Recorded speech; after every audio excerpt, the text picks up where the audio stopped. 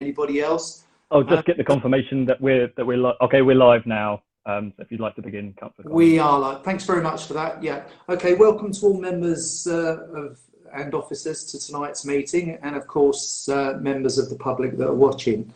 Before I hand over the chair for the coming year, I'd like to say the most pleasing part of the last year on the South London Waste Partnership has been our continued progress in increasing recycling rates and obviously reducing the amount that we're putting to landfill.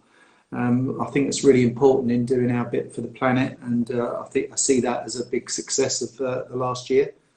The highlight for me though was the work John Haynes did around communication work and the videos on the journey from recycling from people's doorsteps to the actual product that it becomes. I think it was very important that all the councils showed that video and that we really embraced that and got the message across that recycling does make a big difference. And I was also really pleased about how the South London Waste Partnership embraced the opportunity to get the public involved at our meetings and made sure that we allowed their opinions to be heard. And I really hope that that is something that will continue. So long may that continue. And I know tonight we've got some members of the public that will be asking some questions. Having said that, my biggest frustration though this year has been Viridor's reluctance to engage with our meetings process and their failure to keep up to date with the emissions data that we requested and asked them to put online. I know they only failed on 2 or 3 occasions, but I found that quite frustrating in that we emphasised right at the beginning when the incinerator started that we wanted all emissions to be out there and open in public and put timelessly online when they had that information. So that was one frustration. And again, another frustration, I feel it's taken way too long, in my opinion, for the fire service and Viridor to get the reports together and their conclusions together regarding the fire that happened at the incinerator site.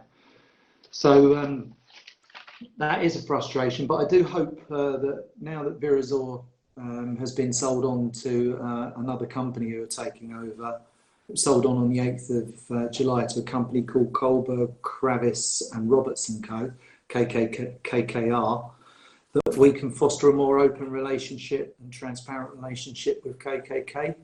So I would particularly like to see our officers working with them to say, look, you know, any opportunities you want to take to come and address the South London Waste Partnership meeting, you know, I think it's good for your accountability as a company, and it's good for us to be able to hear members of the public's concerns or even ideas, but also how things are working in terms of incineration and the energy from recovery plant. So I hope that's something officers can try and foster again with the new management at KKR. But in general, as I said, I was very pleased this year with our efforts around recycling and landfill, which I think is really, really crucial in terms of our contribution to the planet. And indeed, I was asked to go over and speak to a similar authority over at East London about the successes we'd had in our partnership and the successes we'd had in our boroughs. And that was really interesting that they felt that the way we did things was very interesting and something that they were looking to take up, particularly campaigns around recycling. So the first item on the agenda is the appointment of chair and vice chair for 2020-21, and this year's chair will come from Kingston Council. So I would like to nominate Councillor Gander for chair. Do I have a seconder? Yes, Chair, I'd like to second that. Yeah, thank you very much. Thank you. So Councillor Gander is now voted in as chair, so I'll hand over to Councillor Gander now. Thank you very much, Councillor Collins, and thank you for your term of office, as it were, and all the work that you put in as chair. I'm looking forward to being chair this year as Kingston's representative. Could I now have nominations for Vice Chair from Sutton Council? I would like to nominate Councillor Alaban for chair, please, for vice chair rather. Thank you. Is there a seconder? Yeah, I'd like to second Councillor Aberlin as well. Thank you. Councillor Aberlin is voted chair. Okay. Right. Sorry, I heard something. Could we all mute when we're not speaking? Thank you. Good evening and welcome to this virtual South London Waste Partnership Committee, and welcome to all those members of the public watching on the Council's YouTube channel. It's the first one that we've had virtually, so please bear with us if we have any technical problems, but I don't anticipate that we will.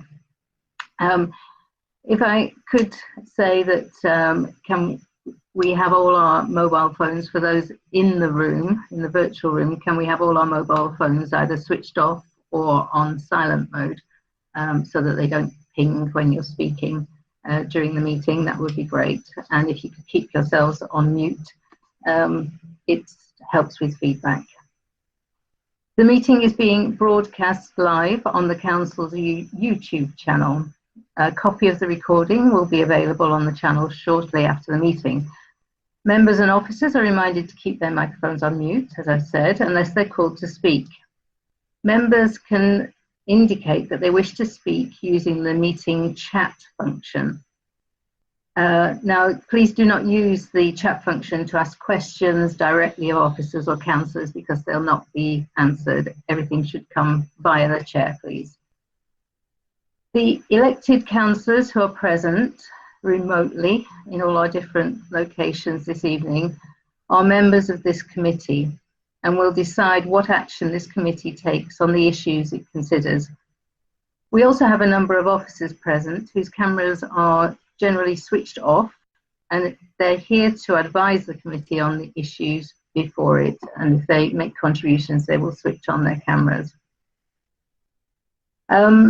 I'd now just like to, because I think the YouTube channel only shows the people that are speaking rather than the grid view that I've managed to get on my screen, I'd like members of the committee to just say good evening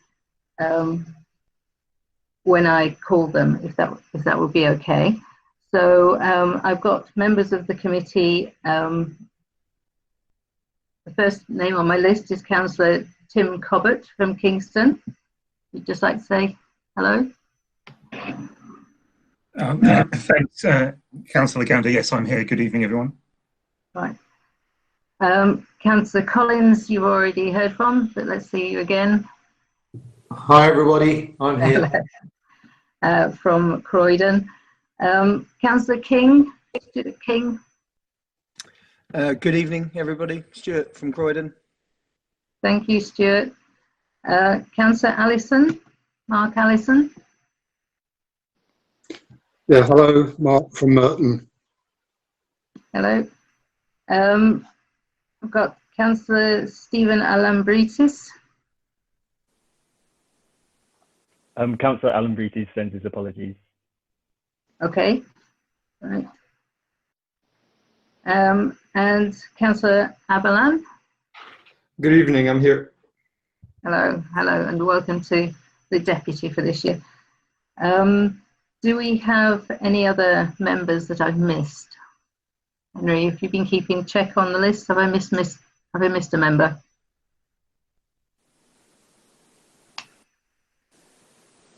Anybody else wish to declare that they're here? I think that's it, Chair. Okay, thanks. And we have officers. I will just introduce you by name, and we will be hearing from you later. We have Andrea Keys, Interim Strategic Partnership Manager, South London Waste Partnership. John Haynes, Communications Advisor. Michael Mackey, Head of Finance, Operations and Resident Support, Shared Finance Services for Sutton and Kingston. And there are various other officers who are also present who may be called upon to advise if necessary. And we have also support from IT personnel in the background, which we hope you won't need. Okay, moving on to public participation. These are unusual times, as we know.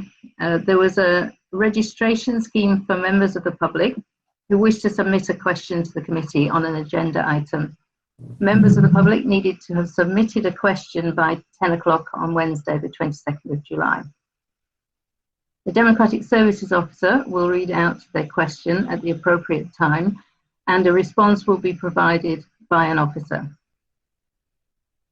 2 councillors who are not members of this committee have requested to speak and ask questions on item 9. I have permitted both requests. Councillor Matty will be joining the meeting, although I understand that Councillor Sumner will not now be able to join the meeting. And so Councillor Matty will join when item 9 is introduced by the relevant officer. He will have up to 5 minutes to provide any introductory statement and ask his question to the committee. We will also be answering Councillor Sumner's question, so that will be read out. They will both be allowed a follow-up question, although Councillor Sumner won't be able to take advantage of that, after which the council will be asked to effectively leave the meeting and follow the rest of the proceedings on the YouTube stream. That's the basic protocol that we chose. I'd just like to point out that we are streaming and that we would like all contributions to be positive and relevant, and that we keep to matters that address the remit of this committee, and not to talk about officers or anything that's not relevant to this committee. The Democratic Services Officer will be in contact. We'll let the councillor, the one councillor that we have, know when it's time for him to join the meeting. And I think we're okay with that. As I say, we will read out Councillor Sumner's question on her behalf. Officers in attendance this evening are present to give an overview of reports and advice during the meeting. And as I said, the cameras and microphones will be off until it's their turn to inform the committee. Our Democratic Services Officer, Henry Yellop, I'd just like to ask you, Henry, do we have any apologies for absence or any substitutes? Yes, we have Councillor Andrew from Sutton Council and Councillor Alambritis from Merton both send their apologies, and there are no substitute members tonight. I can confirm that we have a quorum. Okay, thank you very much. Right, so moving on to the agenda after all the preamble. We're now turning to the minutes of the previous meeting in Appendix 1. Are members happy to approve the minutes of the meeting held on the 4th of February 2020, which was the last time we met in person? Can you indicate using the chat function or speak now if you are not happy to approve the minutes? And I'll just pause for a second while we find the chat function. Found it myself. I can't see anything in the chat, so I'm going to take that as everybody agreeing the minutes. Pausing for another second or two. And so I will assume that the minutes are approved, and I'll sign them at a later date. Now turning to declarations of interest, members are asked to declare any disclosable pecuniary interests and any other non-pecuniary interests, i.e. personal interests, relevant to items on the agenda. Do members have any declaration of interest? Could you again indicate using the chat function, and if you have, I will call you to speak.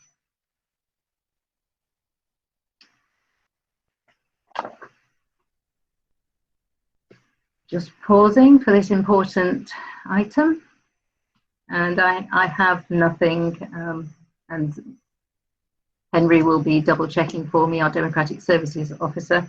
We don't have anybody disclosing any interests. Moving swiftly on, we're now turning to the agenda reports.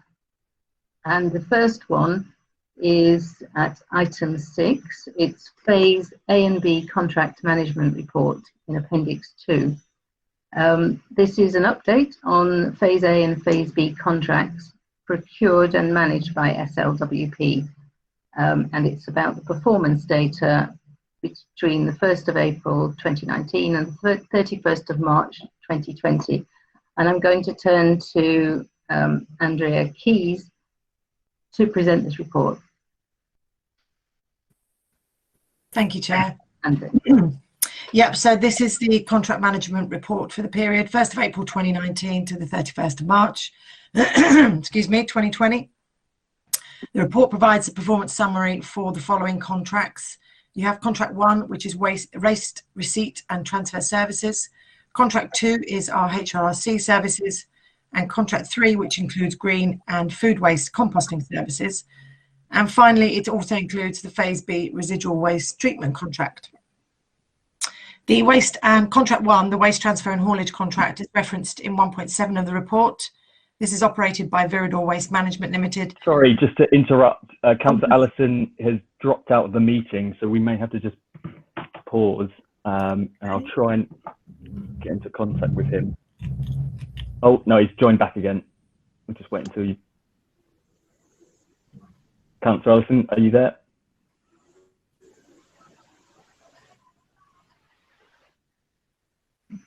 Okay. Welcome back, Councillor Allison. Andrea, would you like to continue? Thank you, Chair. Yeah, so the contract 1, the waste transfer and haulage, was 1.7 of the report, and there are no issues to report with the delivery of service under this contract. Section 2 of the report summarises the performance at our HRC sites, which are managed by Veolia. 2.3 of the report provides a summary of our response to COVID-19 and notes that following government guidance on the 24th of March, the partner boroughs, together with all other London boroughs, made the decision to close the HRCs to public access on the basis that travel to the HRCs did not fit with the essential travel only and the reasonable excuse restrictions set out in government guidance and subsequent health protection regulations. During the closure period, SLWP worked collaboratively with boroughs to create a booking system for the sites located in Kingston, Merton and Sutton, and we supported Croydon in an enhanced traffic management scheme at the 3 Croydon sites. All 6 sites reopened again on the 13th of May. Returning to the contract performance, if you go to 2.5 of the report, we've highlighted the customer satisfaction surveys, which are undertaken in person at each of the sites on a rolling rota. The combined survey results continue to show that satisfaction levels are above 80%, suggesting that our residents are generally happy with the service. From 2.8 to 2.14 in the report, we detail the recycling performance at the 6 sites, and we offer some high-level analysis of the performance. Recycling markets do continue to be challenging. However, we are pleased to report there has been a marginal improvement on the recycling performance at the sites combined compared to the same period last year. We continue to work with Veolia on a number of improvement measures. I've updated this committee on those before, and the trials are aimed at finding new ways to increase recycling. These improvement measures are summarised in 2.16 of the report. And finally, on the HRC site performance, it's also useful to note that the sites have seen a 5% drop in residual waste, reducing the disposal and associated haulage costs with this service by just over £90,000 when compared to the previous financial year. And in addition, the reduction in rubble tonnes has saved boroughs a further £40,000. So moving on to section 3 of the report, contract 3 is our green food waste composting contract, and a summary of the tonnes are found in the appendix. In section 4 of the report, which is page 22, the report covers our 2012 residual waste treatment contract with Viridor South London. During the reporting period, boroughs delivered just over 202,000 tonnes of residual waste. This equates to roughly a 3% reduction in our residual waste tonnes when you compare these to the previous year. And this gives boroughs a combined financial saving of just under £600,000. A key performance target within the residual waste treatment contract is a requirement to divert waste from landfill.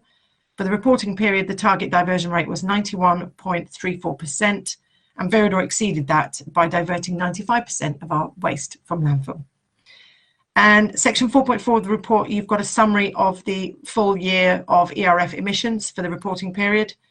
Section 4.5 of the report covers carbon monoxide, and it's highlighted that during the period April 2019 to March 2020, there were 19 exceedances of the 30-minute average for carbon monoxide. In each circumstance, the level of carbon monoxide increased above the permitted level temporarily before quickly, usually within a matter of seconds, returning to permitted operating conditions. Section 4.7 of the report summarises the permit variation to CO emissions monitoring, where the monitoring period for CO was increased from every 30 minutes to every 10 minutes. This brings the Bennington ERF in line with industry standard. Finally, at point 5, the recommendation is that members note the content of the report, and I'm happy to take any questions. Thank you.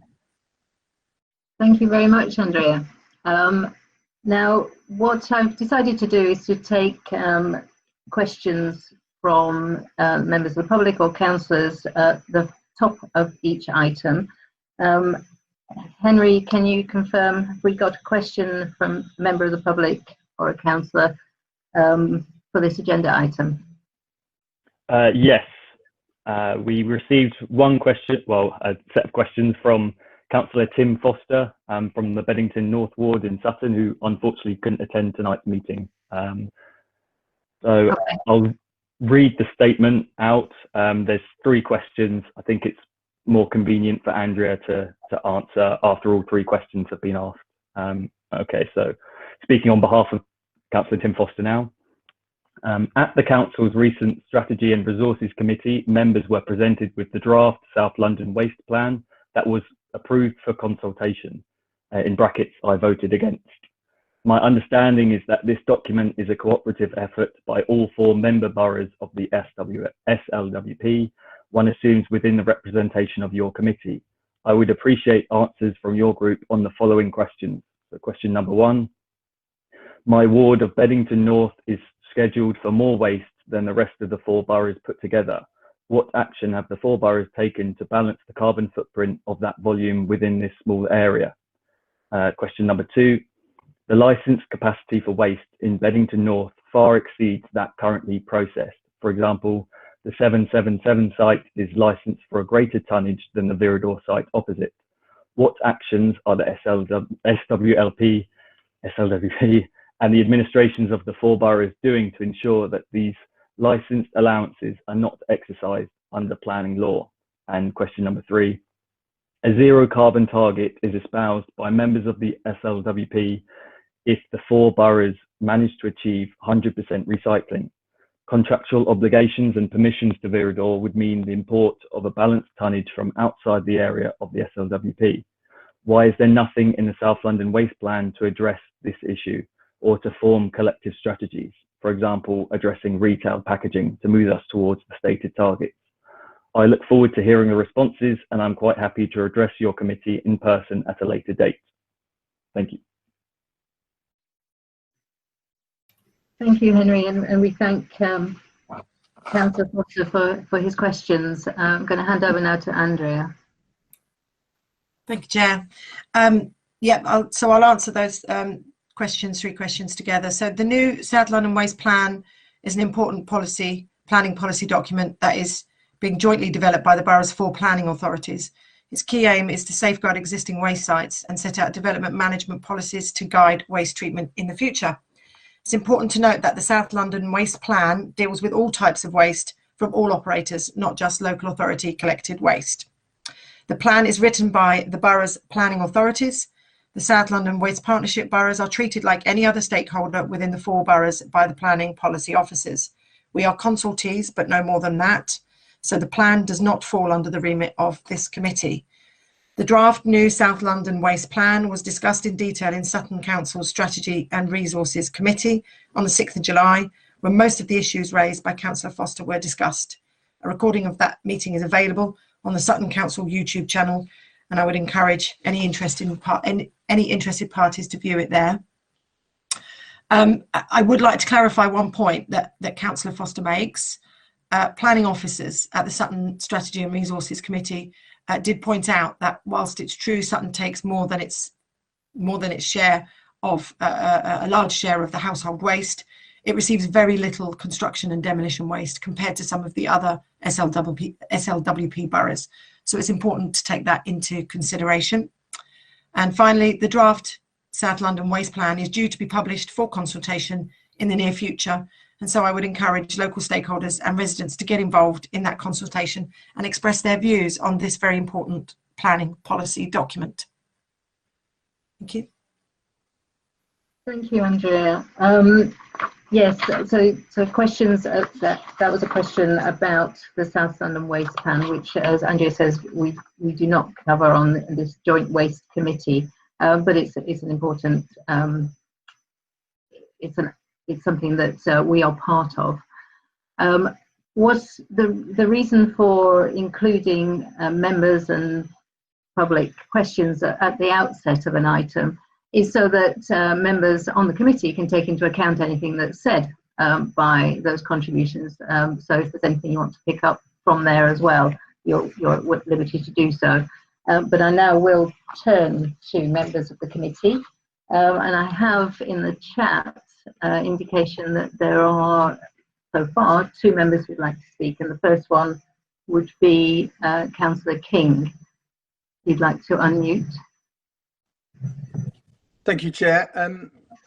I've got two questions. The first relates to paragraph 2.4 and the different approaches that were employed to operate the HRRCs during the COVID lockdown. So we had one approach, which was the sort of booking system, and then there was one that my host home borough operated, which is the enhanced traffic management scheme. I just wondered if Andrea could say a little bit about what the impact of those 2 approaches were in terms of the amount of recycling and materials that could be brought to the stations. And then at what point in the sort of reporting cycle she would expect the actual sort of tonnage and figures to be presented. So that was my first part. And then if I could raise the second one, this relates to paragraph 4.7. In which it says that the Environment Agency made a variation to the permit for the Bennington ERF in January of this year. And whilst it sets out reasons, I was just interested in why, in the specifics around the timing, and whether that might be linked to what is referenced in section 4.5, where it says during the period between April 2019 and March 2020, there had been 19 exceedances. And I just wondered whether they're linked, or if Andrea could explain another reason why, specifically in January 2020, that change to the permit arrangements was made. Those are my questions. Thank you, Chair. Thank you, Councillor King. Andrea, over to you. Thank you. Yeah, so in response to your first question, the different approach, so specifically in relation to the materials, what did the outcome of those different approaches produce? Well, the approach to the booking system, it was designed to control the numbers. Obviously, during the site closure, we assumed that there would be a build-up of demand for the HRRC site. So it was a risk that we identified before we reopen. There's going to be this pent-up demand. There's going to be a spike in demand for the use of the HRRC sites. So we wanted to consider, how do we manage that increased demand whilst also managing social distance and keeping everyone safe? So we thought it was important to look at the sites on an individual basis. So there are 2 sites that are co-located with collection depots, and we were very keen to manage the traffic flow at those because we wanted to protect the collection services. Any further delay to collection services would have had a detrimental impact on our waste management. So that was the key, and that was the reason we introduced the booking system. So it was all about managing the traffic flow and protecting the collections. At the Croydon sites, your sites are really very popular. I mean, you can process up to 1,500 people in a day in your 3 sites. So the driver for the Croydon sites was to process that backlog as quickly as we possibly could. So it was about getting as many people through as we possibly could in a shorter time as possible to get rid of that backlog of waste, to get rid of, to kind of get back up to speed with demand. The second part of your question was around the materials that we collected. And in the end, although we took these two very different approaches, in the end, your percentages, the first look at your percentages for that Q1 show that, well, there was a 75% reduction on average in the total tons brought through the site. I mean, that's significant in itself to begin with. But we took a gradual approach to the range of materials that could be taken. So when we first opened, as I say, the key was to get people in and processed out as quickly as possible. So we limited the range of recyclers. So we take about 28 different types of materials at the HRRCs. And during that initial period, when there were still social distancing measures in place, we were really keen to make sure that actually we gave people as much space on site as possible. So we reduced the materials from 28 down just to those core 4 materials. So did it have an impact on your tonnages? Yes. There's like I say, it was about 75% on average across the 6 sites drop in tons managed at the site.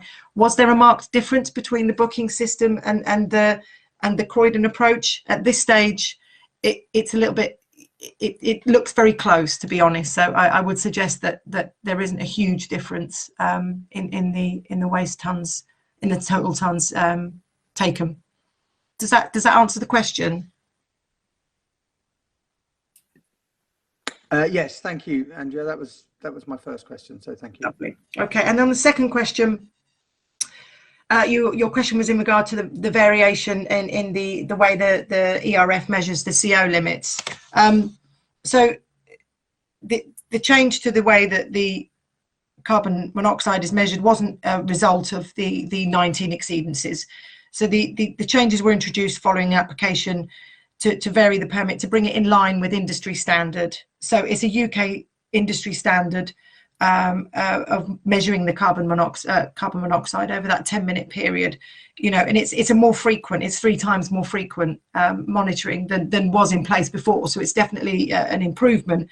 But no, it was as a result of an industry moving to an industry standard way of measuring the carbon monoxide.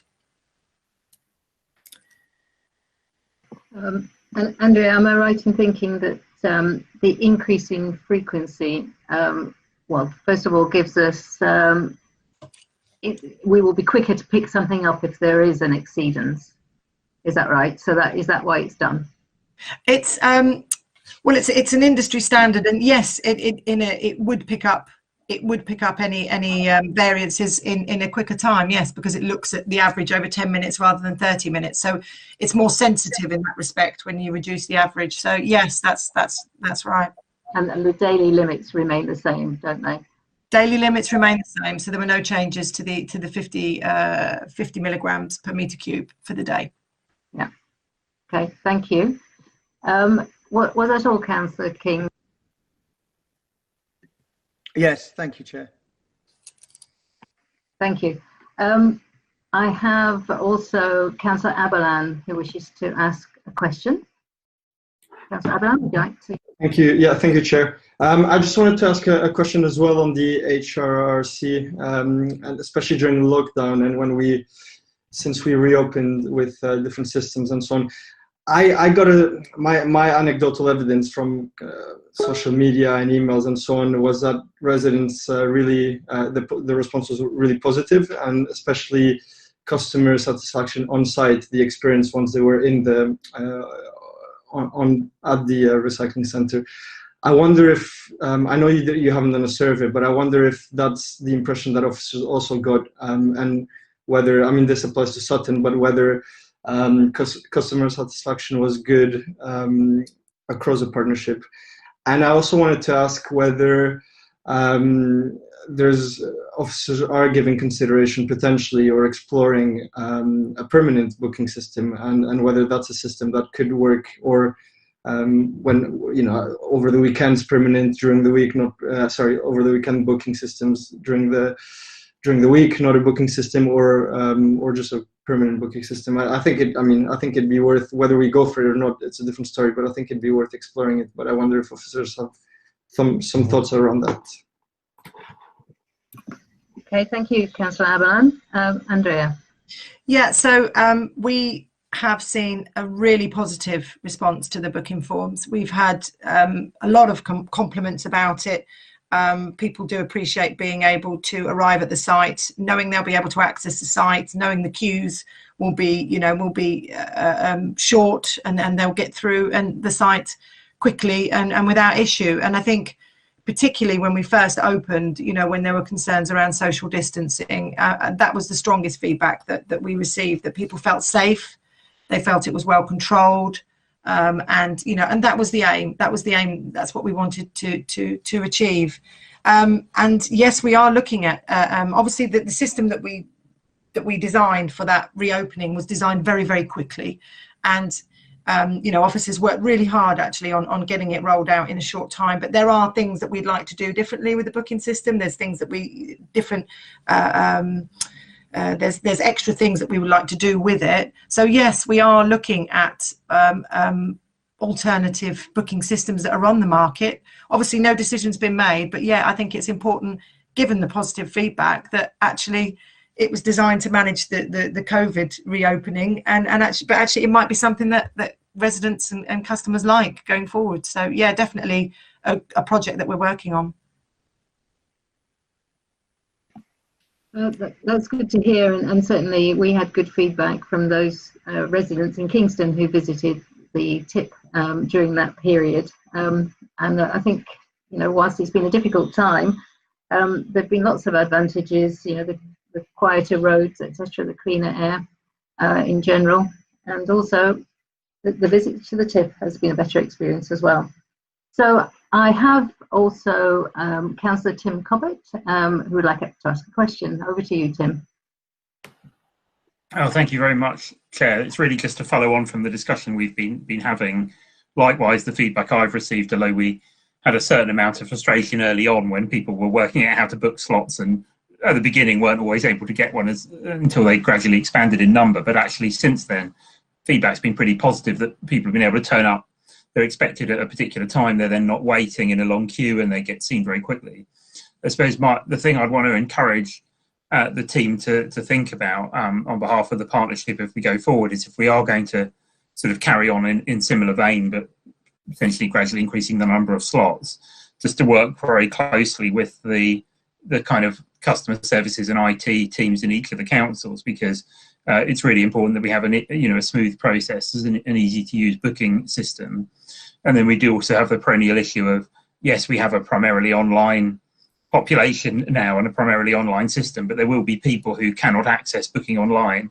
And then it's just thinking about how we manage that, utilising kind of, friends and family, community settings and libraries, etc. Because probably in the case of, certainly in our council and in many councils, you wouldn't have the capacity to have a significant number of people sort of phoning up the council, or the council ending up having to sort of be a phone booking service for the facilities. So it would be about how we maximise the digital, and then how we support those who don't have access to digital if we do indeed go further down that route, which I wouldn't in principle be against. Thanks. Thanks, Tim, for your comments. I think it's worth us cautiously welcoming this opportunity with the booking service, whilst making sure it's accessible and equal for everyone.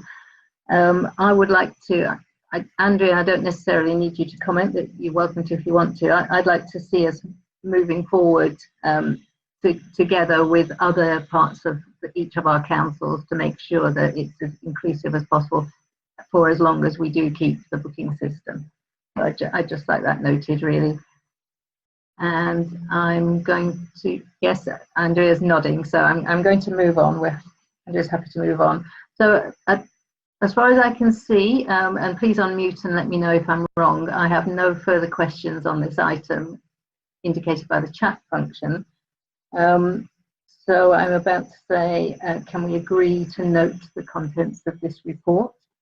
Is everybody happy to do that? If you can indicate using the chat function if you're not. I've got a thumbs up there from Councillor Aberlin. But if there is anybody who is not happy to note the contents of the report and for us to move on, please indicate now in the chat.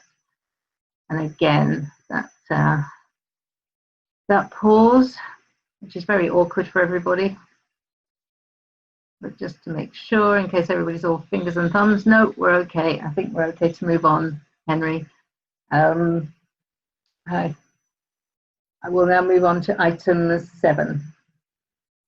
So item 7 is the SLWP Budget Outturn. We have this in Appendix 3, and it is, yes, item 7. And we've got the update from Michael Mackey, who is finance lead, who will present this report. You have 2 items, so it's just the first one for now, please, Michael.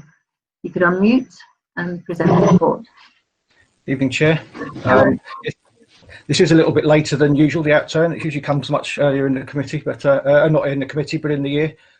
Yes, this paper does provide the outturn position for the partnership's budget for the 2019-20 financial year. The final outturn position for the year was a £72,000 underspend, and the main variances are explained in paragraphs 2.3 to 2.5. But I'd just like to note that in paragraphs 2.3 and 2.4, it refers to forecasting an over or underspend, but for clarity, these are the outturn positions, not forecasts. And the recommendation is to note the content of the report.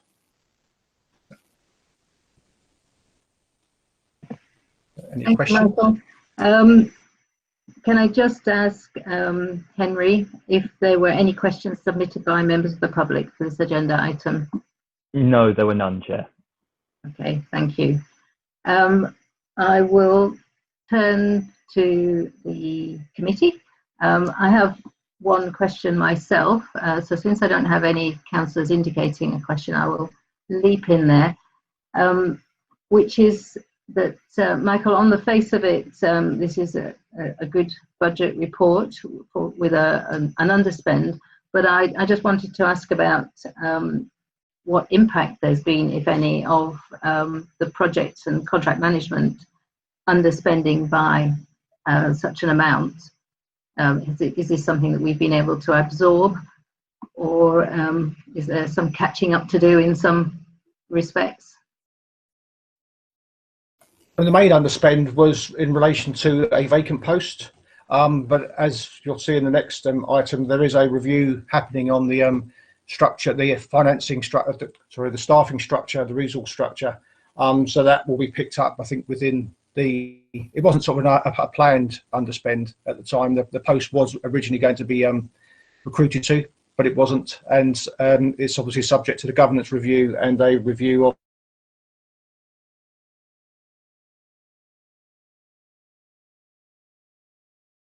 Is your question? I for one lost you there for a few seconds. Sorry, could you just say the last sentence again, please?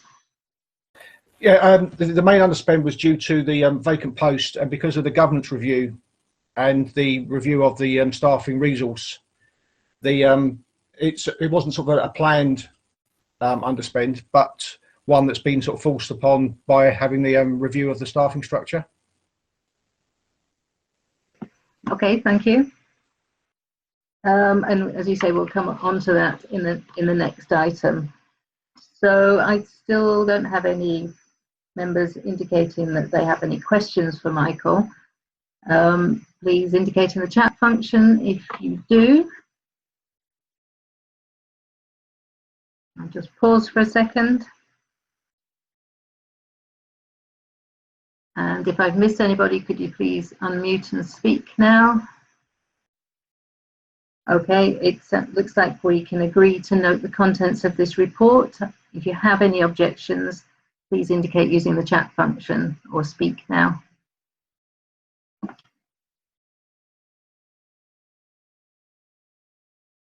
And we're happy to move on. So Henry, if you could note that. Okay, and now we're going back to Michael Mackey for his second update, the budget update at month 3. Michael, if you would present the report, please. Yes, I will. This paper provides an update on the partnership's budget position for its strategic management activities at month 3 of the financial year and the projected outturn for 2021 financial year. The projected outturn position for the year at month 3 is £112,000 underspend, and the major variances are explained in paragraphs 2.3 and 2.4. However, I'll draw your attention in particular to paragraph 2.3 and the position that a review of the SLWP staff resource is currently being carried out, and the forecast has been based on all 3 posts that are currently vacant, remaining vacant for the rest of the financial year, pending the completion of the review. The review is due to conclude in September, and the forecast will be updated following the completion of this review, when there will be a clearer position on the staffing requirement. And again, the recommendation is to note the content of the report. Thank you, Michael. I'll ask Henry, were there any questions submitted by members of the public on this agenda item? No, there were none, Chair. Thank you. So I'm turning to the committee in the room, in the virtual room. Do you have any questions for Michael? Please use the chat function if you do. It looks as though you're having a quiet night, Michael. I'd like to hear that. Thank you. No, I see no questions. Can we agree to note the contents of the report? If there are any objections, can you put it in the chat function, please? And that would be unlikely.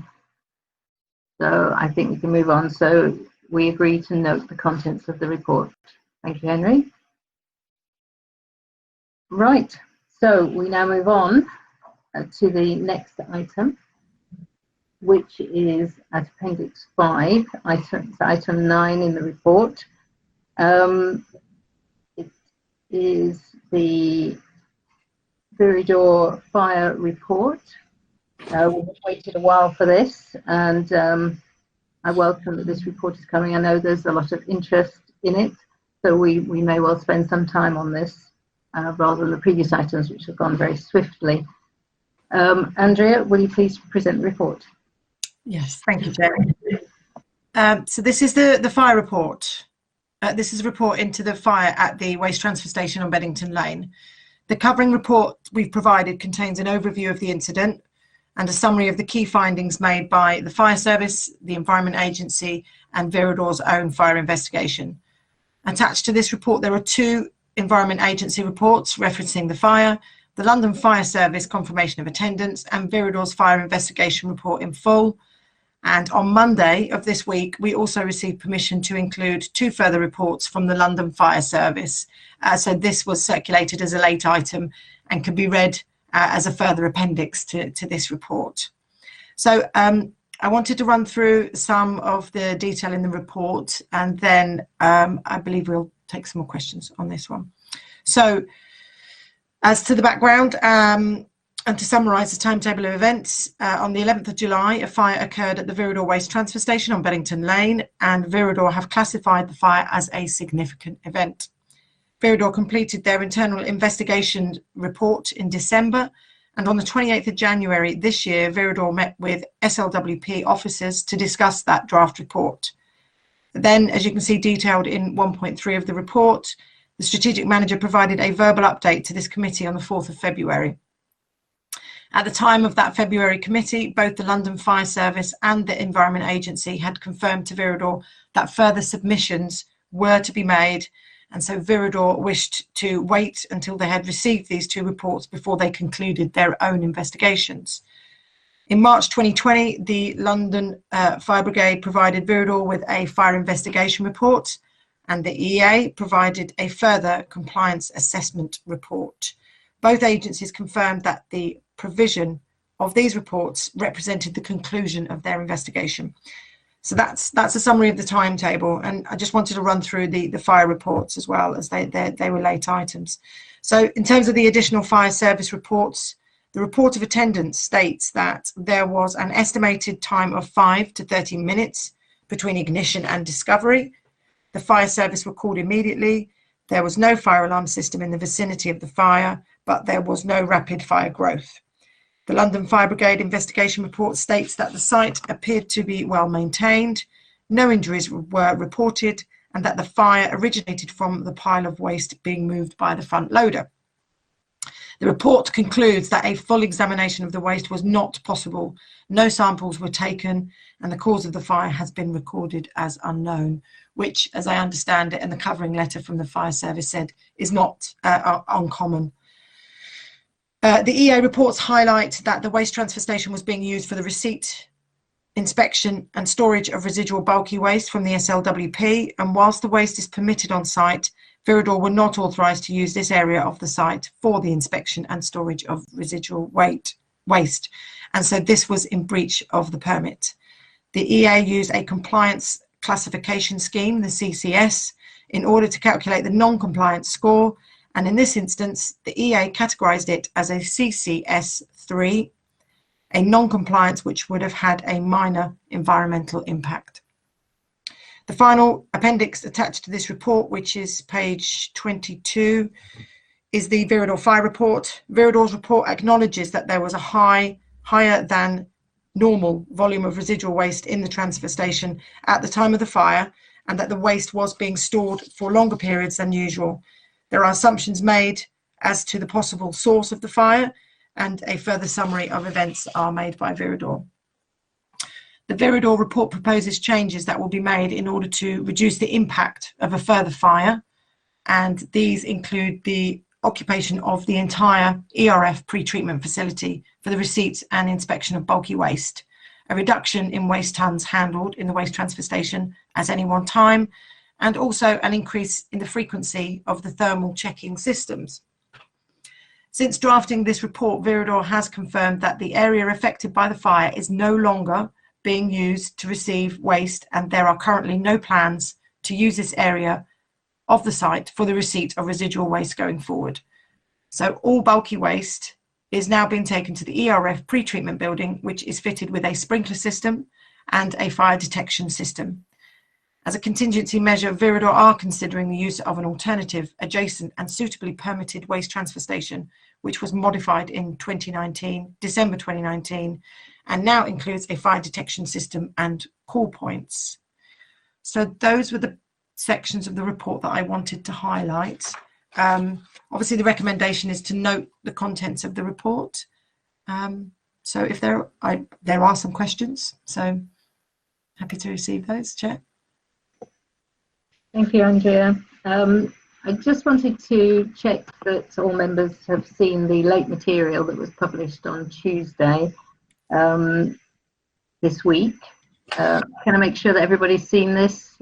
If you haven't, can you let me know in the usual fashion? Yeah. Okay. So I have nothing in the chat. As previously stated, Councillor Matty has requested he speak to the committee regarding this item. I welcome the councillor to this meeting. Councillor Matty, please can you now address the committee with your comments and your questions? We have received a copy, thank you. You're reminded that you have 5 minutes to speak. We'll let you know when you have 1 minute remaining and when your time is up, and you then have an opportunity to ask a follow-up question. So, Councillor, speak now. Great. Would you like to put on your camera? Would that be okay? Okay, certainly. Yeah, sure. Thank you. Yeah, if I could speak now. First of all, I'd just like to talk briefly about the draft South London Waste Plan. I disagree about the fact that inert waste is distributed over other boroughs, which sort of compensates for Bennington being the centre of all the waste, but basically ends up in Bennington. In fact, the Environment Agency has issued permits for 2.4 million tonnes of waste in the Bennington cluster. And I noticed in the draft South London Waste Plan it talks about 600,000 tonnes. So somehow 75% of the waste is missing. I'm very concerned that we now have got a Liberal Democratic chair and a Liberal Democratic vice chair, and obviously as far as the incinerator goes, it's a political sort of nightmare as two boroughs that are trying to go carbon neutral, the incinerator. And I feel that the South London Waste Partnership is basically it's one of its functions is to try and cover the councils from appearing to be environmentally unsound. I think what we need to establish as well is that we talk about the fire being in the waste transfer station. The fire itself took place in buildings that where Viridor had installed a machine specifically to break up mattresses. Now, the narrative from Viridor is that there were 100 tonnes of mattresses, and these all appear to have come from the South London Waste Partnership. But we know that Viridor are licensed to incinerate 100,000 tonnes of trade waste.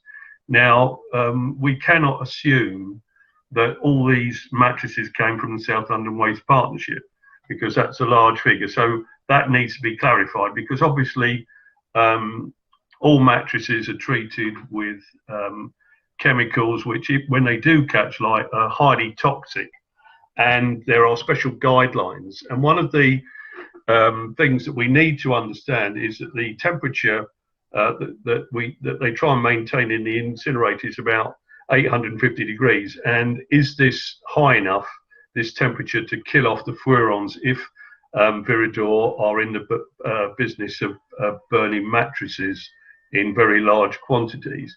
And also the reason why there weren't any samples taken to discover the fire, so we had to fall back on the standard Viridor response that it was either lithium batteries or people having a barbecue with broke-holes, is because they went to great pains to completely wash down the site and get everything off the site when the fire, immediately after the fire, and they made a trade reporter and photographer. They got him to leave the site. Yeah. Now, on my basics, I mean, I'm building up the case why the whole relationship between the South London Waste Partnership and Veridor needs to be investigated. I mean, what we've got to come to terms with is that if these four boroughs are, as they say, wanting to go carbon neutral, we've got to come to terms with the fact that the Viridor incinerator, 1 minute left. Sorry, is the largest single source of airborne polluters and greenhouse gases in the London Borough of Sutton. It emits something of the order of about 300,000 tonnes of carbon dioxide per year.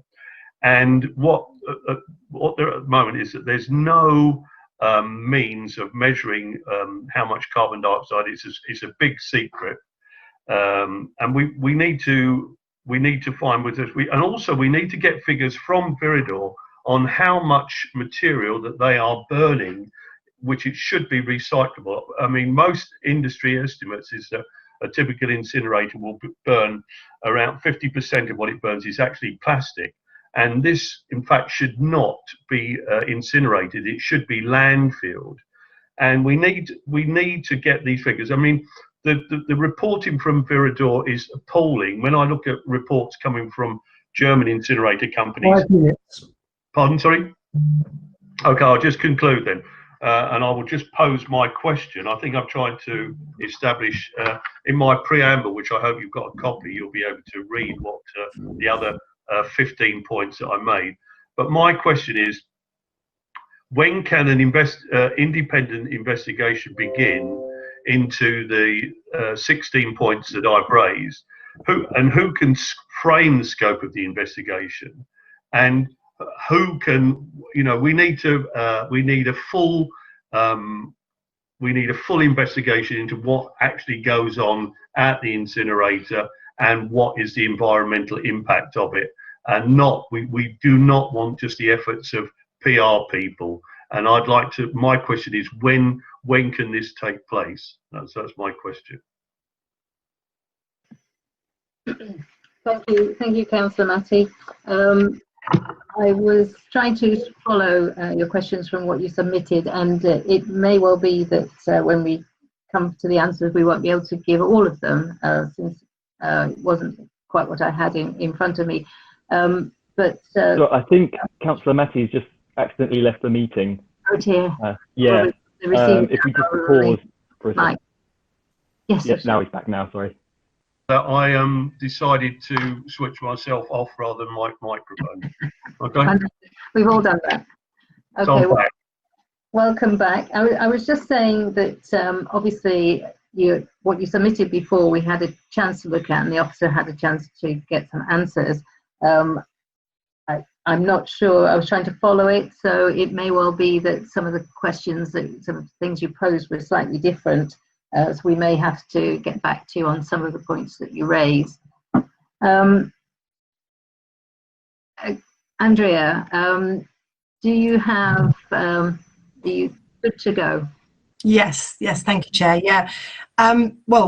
Firstly, thank you thank you for your comments and your observations. You have, as you say, you've raised quite a number of points. So what I'll do is I'll try and focus my answer to your last question, and then perhaps if you did want more information, I can follow up with a detailed response. So your question is in regard to the investigation. So I think the fire has been independently investigated by both the London Fire Service and the Environment Agency. Viridor have also produced their own incident report. All of these documents have been presented to this Joint Waste Committee tonight. And having considered those reports, we're satisfied that the investigation is complete. And no further issues are highlighted, and therefore a further investigation isn't warranted. What we will do is, of course, we will continue to manage the service through the the usual contract management mechanisms, and I'll carry on with the site visits, contract meetings, the health and safety user groups, regular reporting. I'll continue to discuss the fire prevention plan with Veridor and do my site walkovers, and if required, SLWP, we have got the option to apply what we call the performance management framework mechanism under the contract. So if there is a contractual cause to do this, we will use that. So I think that hopefully answers your key question at the end of your statement, and as I say, I'm happy to more than happy to follow it up with a written response to your other 16 points as well. Thank you.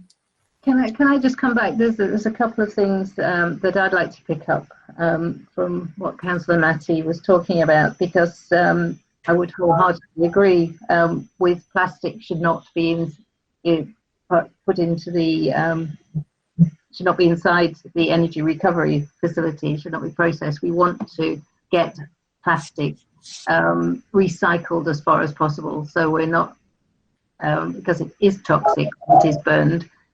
So I would wholeheartedly agree with you there, and it's part of the job of this committee to make sure that we get those messages out to people, that it's really important that they recycle their plastics.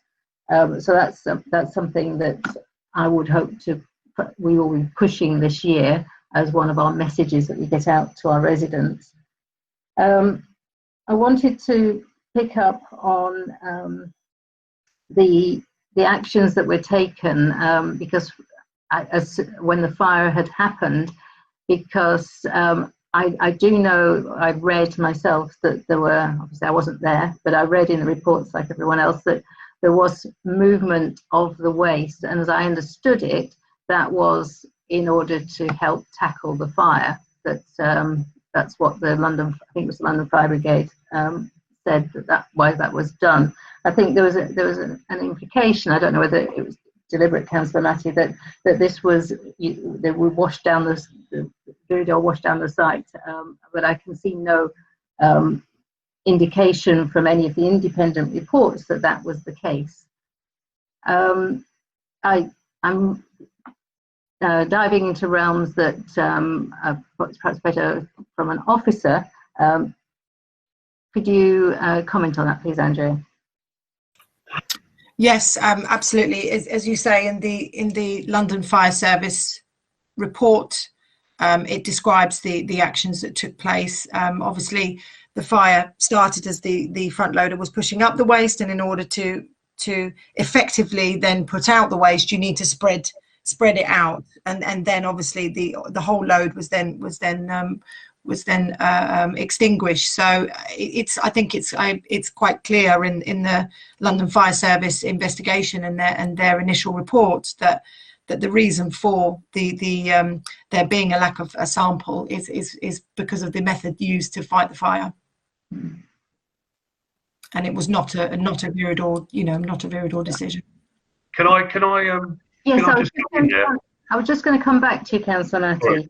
Right. I was just going to mention, as Andrea did, that I think the questions that you posed, that you sent to us, we're happy to send you a response to those. And of course, there's not just the committee that gives you an opportunity to deal with the Joint Waste Committee. You can correspond with us, of course, at any time. So we can send you that response and we can have a dialogue there. I was also going to, of course, offer you the opportunity to come back and ask a follow-up question. Thank you very much. What I was talking about was after the fire had been extinguished, there was a big clean-up operation and the public relations exercise kicked in, where the fire was described as a minor fire. A public relations expert from the South London Waste Partnership came over to address local residents, and Sutton Council put out, basically reiterated what Viridor had said. And as I said, I'm not prepared to accept that 100 tons of mattresses all came from the South London Waste Partnership. My view is if Viridor got specific equipment to break up these mattresses, to separate the metal parts before they go into the incinerator, is that it's nothing to do with a waste transfer station.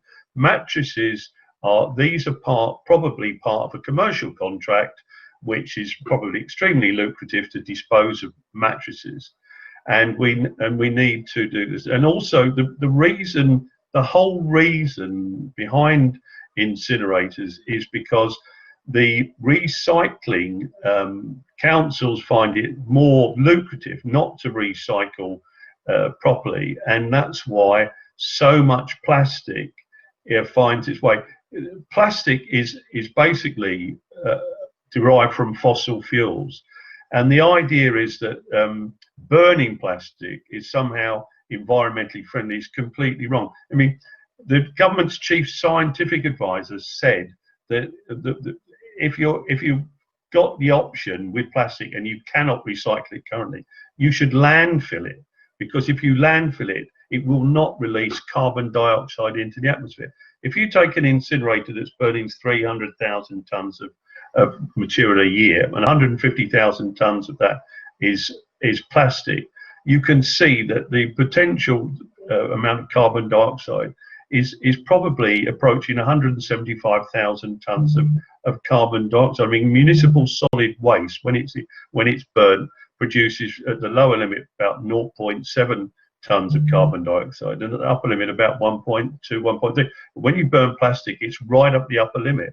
And this is, if all these boroughs, if 4 boroughs really care about global warming, they do need to get figures from Viridor, how much in their estimation of the stuff that they're burning is plastic. I mean, this is happening all across Europe. All the incineration taxes are being put in, so it's going to happen sooner or later in this country, and we need to try and get an idea on how much we are. on my calculations alone, if I'll just conclude with this very, very quickly. On my calculations alone, if we look at the amount of electricity that's being generated from the 23 megawatt generators, there is approximately at the moment 1.5 kilograms of carbon dioxide for every kilowatt hour of electricity generated. That is 10 times more than the carbon dioxide produced on my electricity bill, and I don't even pay. I don't get it exclusively from renewable sources. So this is a problem that we've got, and this is why the South London Waste Partnership needs to answer these questions. And the thing is, it's got to be much more arm's length from Viridor or their new owners, KKR, and because they deserve that. Residents deserve this. You cannot get residents councils cannot tell residents to become more environmentally aware, to have a low carbon lifestyle when they're paying council tax, so that the 4 councils can send all their waste, a large percentage of which would be off to be incinerated. And this is ludicrous. This is ludicrous. We should not be burning plastic. And no, okay. All right. Anyway, look, I really appreciate you taking my questions, and I thank you very much that you've given me so much time. Thank you. And we, as a committee, we really appreciate your interest. We also don't want to, as I said, we do not want to be burning plastics, and we're going to be making every effort not to.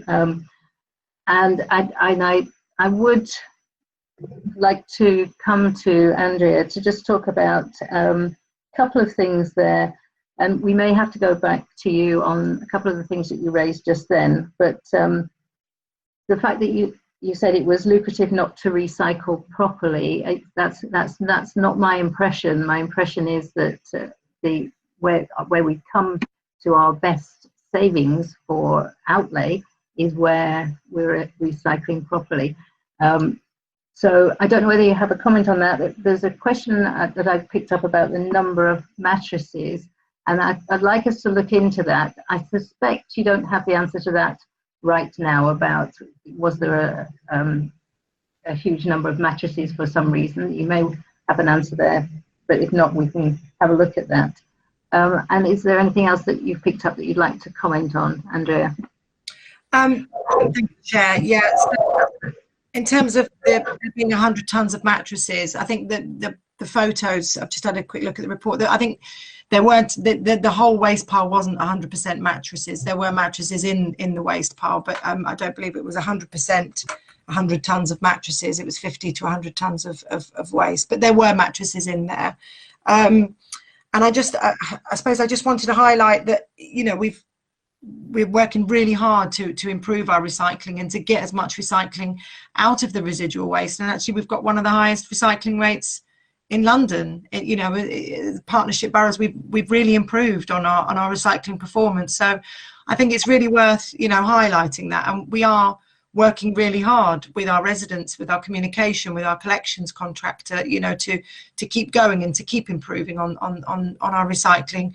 It is important, it's important to all of the boroughs. The boroughs have really strong ambitions to reduce the carbon and to get to net zero, and we play a part in that, of supporting that, and the ERF plays a key role in that, and Viridor do recognise that, and that reducing the carbon is a contractual requirement for Viridor, and we do meet, and we are developing a carbon management plan as part of a carbon working group with the contractor. So these are things that we are looking at, and there's a lot of work that's being done, and a lot of improvements already been made as well. Will I just finally just make one very small point? I would prefer if you wouldn't, Councillor Matty. It's so brief. It's so brief. If you give someone a 25-year contract and they sell the electricity, and electricity is derived from setting light to things producing steam, then you cannot reduce the amount of carbon or plastic burn, because if you do, then Viridor do not have their business doesn't work. It only works because you have to set light to things to make that, and that's the point.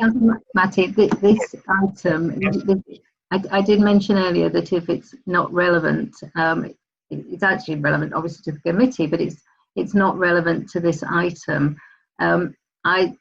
I know that we have answered this question on previous occasions.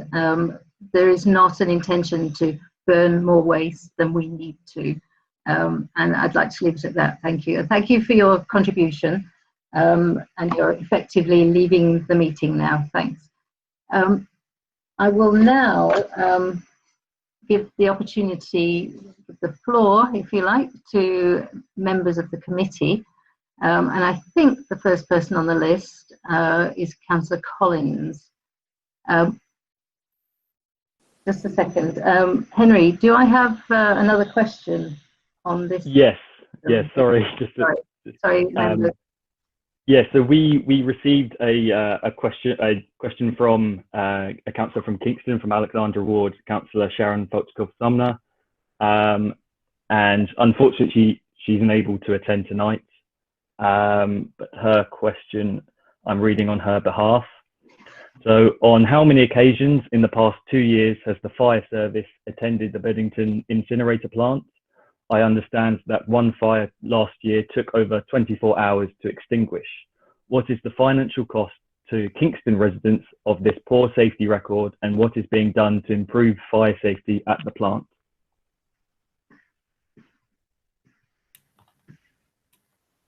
Thank you, Henry. Andrea? Thank you, Chair. Aside from the July 2019 incident, over the last 2 years, the Fire Brigade have not had to attend the Bennington site, the waste transfer station, landfill, or the ERF on a single occasion, apart from planned regular visits. So, there's no cost to Kingston residents in that respect. Okay. Sorry, I'm on mute. Thank you very much. And yes, so now we have actually questions submitted by members of the public, and I believe there are a couple of those as well. Henry, could you let us know? Yes, there are 3 more questions previously submitted by members of the public. So I'll go through the first one now, from Jim Duffy. This was a sort of combination of, this is a report, it's comprised of various statements that I think it would be more convenient to answer in each turn and break it down that way, rather than give the whole report and then answer all the questions at the end. I think it's just more convenient to answer them one by one. So on behalf of Jim Duffy, I'll read out his report now. A fire composed of 50 to 100 tons of commercial waste, including mattresses, occurred on July 11th, 2019. 4 fire engines and 20 firefighters were needed, with firefighters in place for 9 hours. A dark plume, several hundred feet high, was reported in the news media from mid-morning onwards. Our group wrote to the Environment Agency, London Fire Brigade and London Assembly over the pollution risk.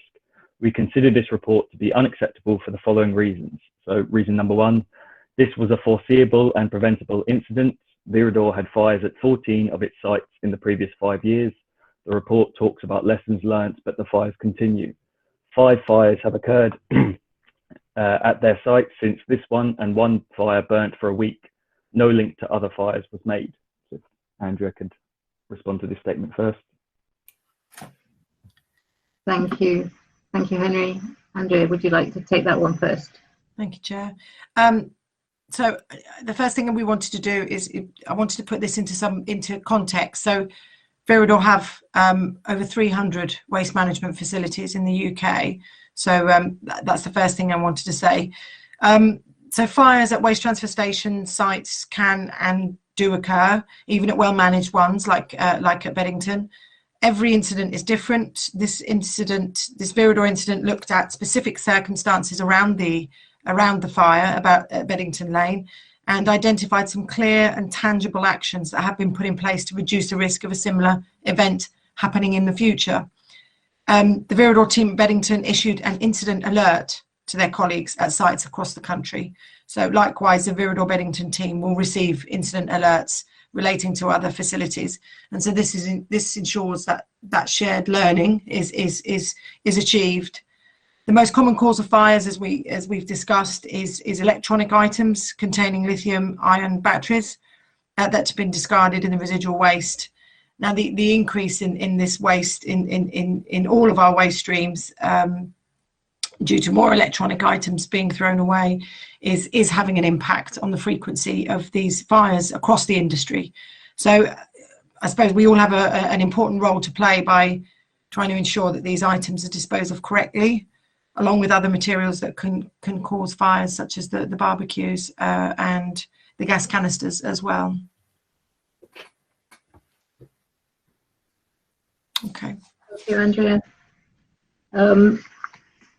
We will continue with Jim Duffy's questions. Henry, please. Okay, and the second, they do not apologise for the pollution caused. A simple, unqualified apology is needed. Okay, so I mean, clearly the fire was extremely regrettable and an unfortunate incident. But what I'll do is I'll pass that request on to Viridor. Okay. Thank you, Andrea. Henry. And number 3, they have produced no information about the toxins likely to have been emitted. Mattresses contain arsenic and other toxic compounds from fire retardants. Burnt plastic releases furans and dioxins. Burnt electronics emits heavy metals such as arsenic, cadmium, cyanide, chromium, and lead.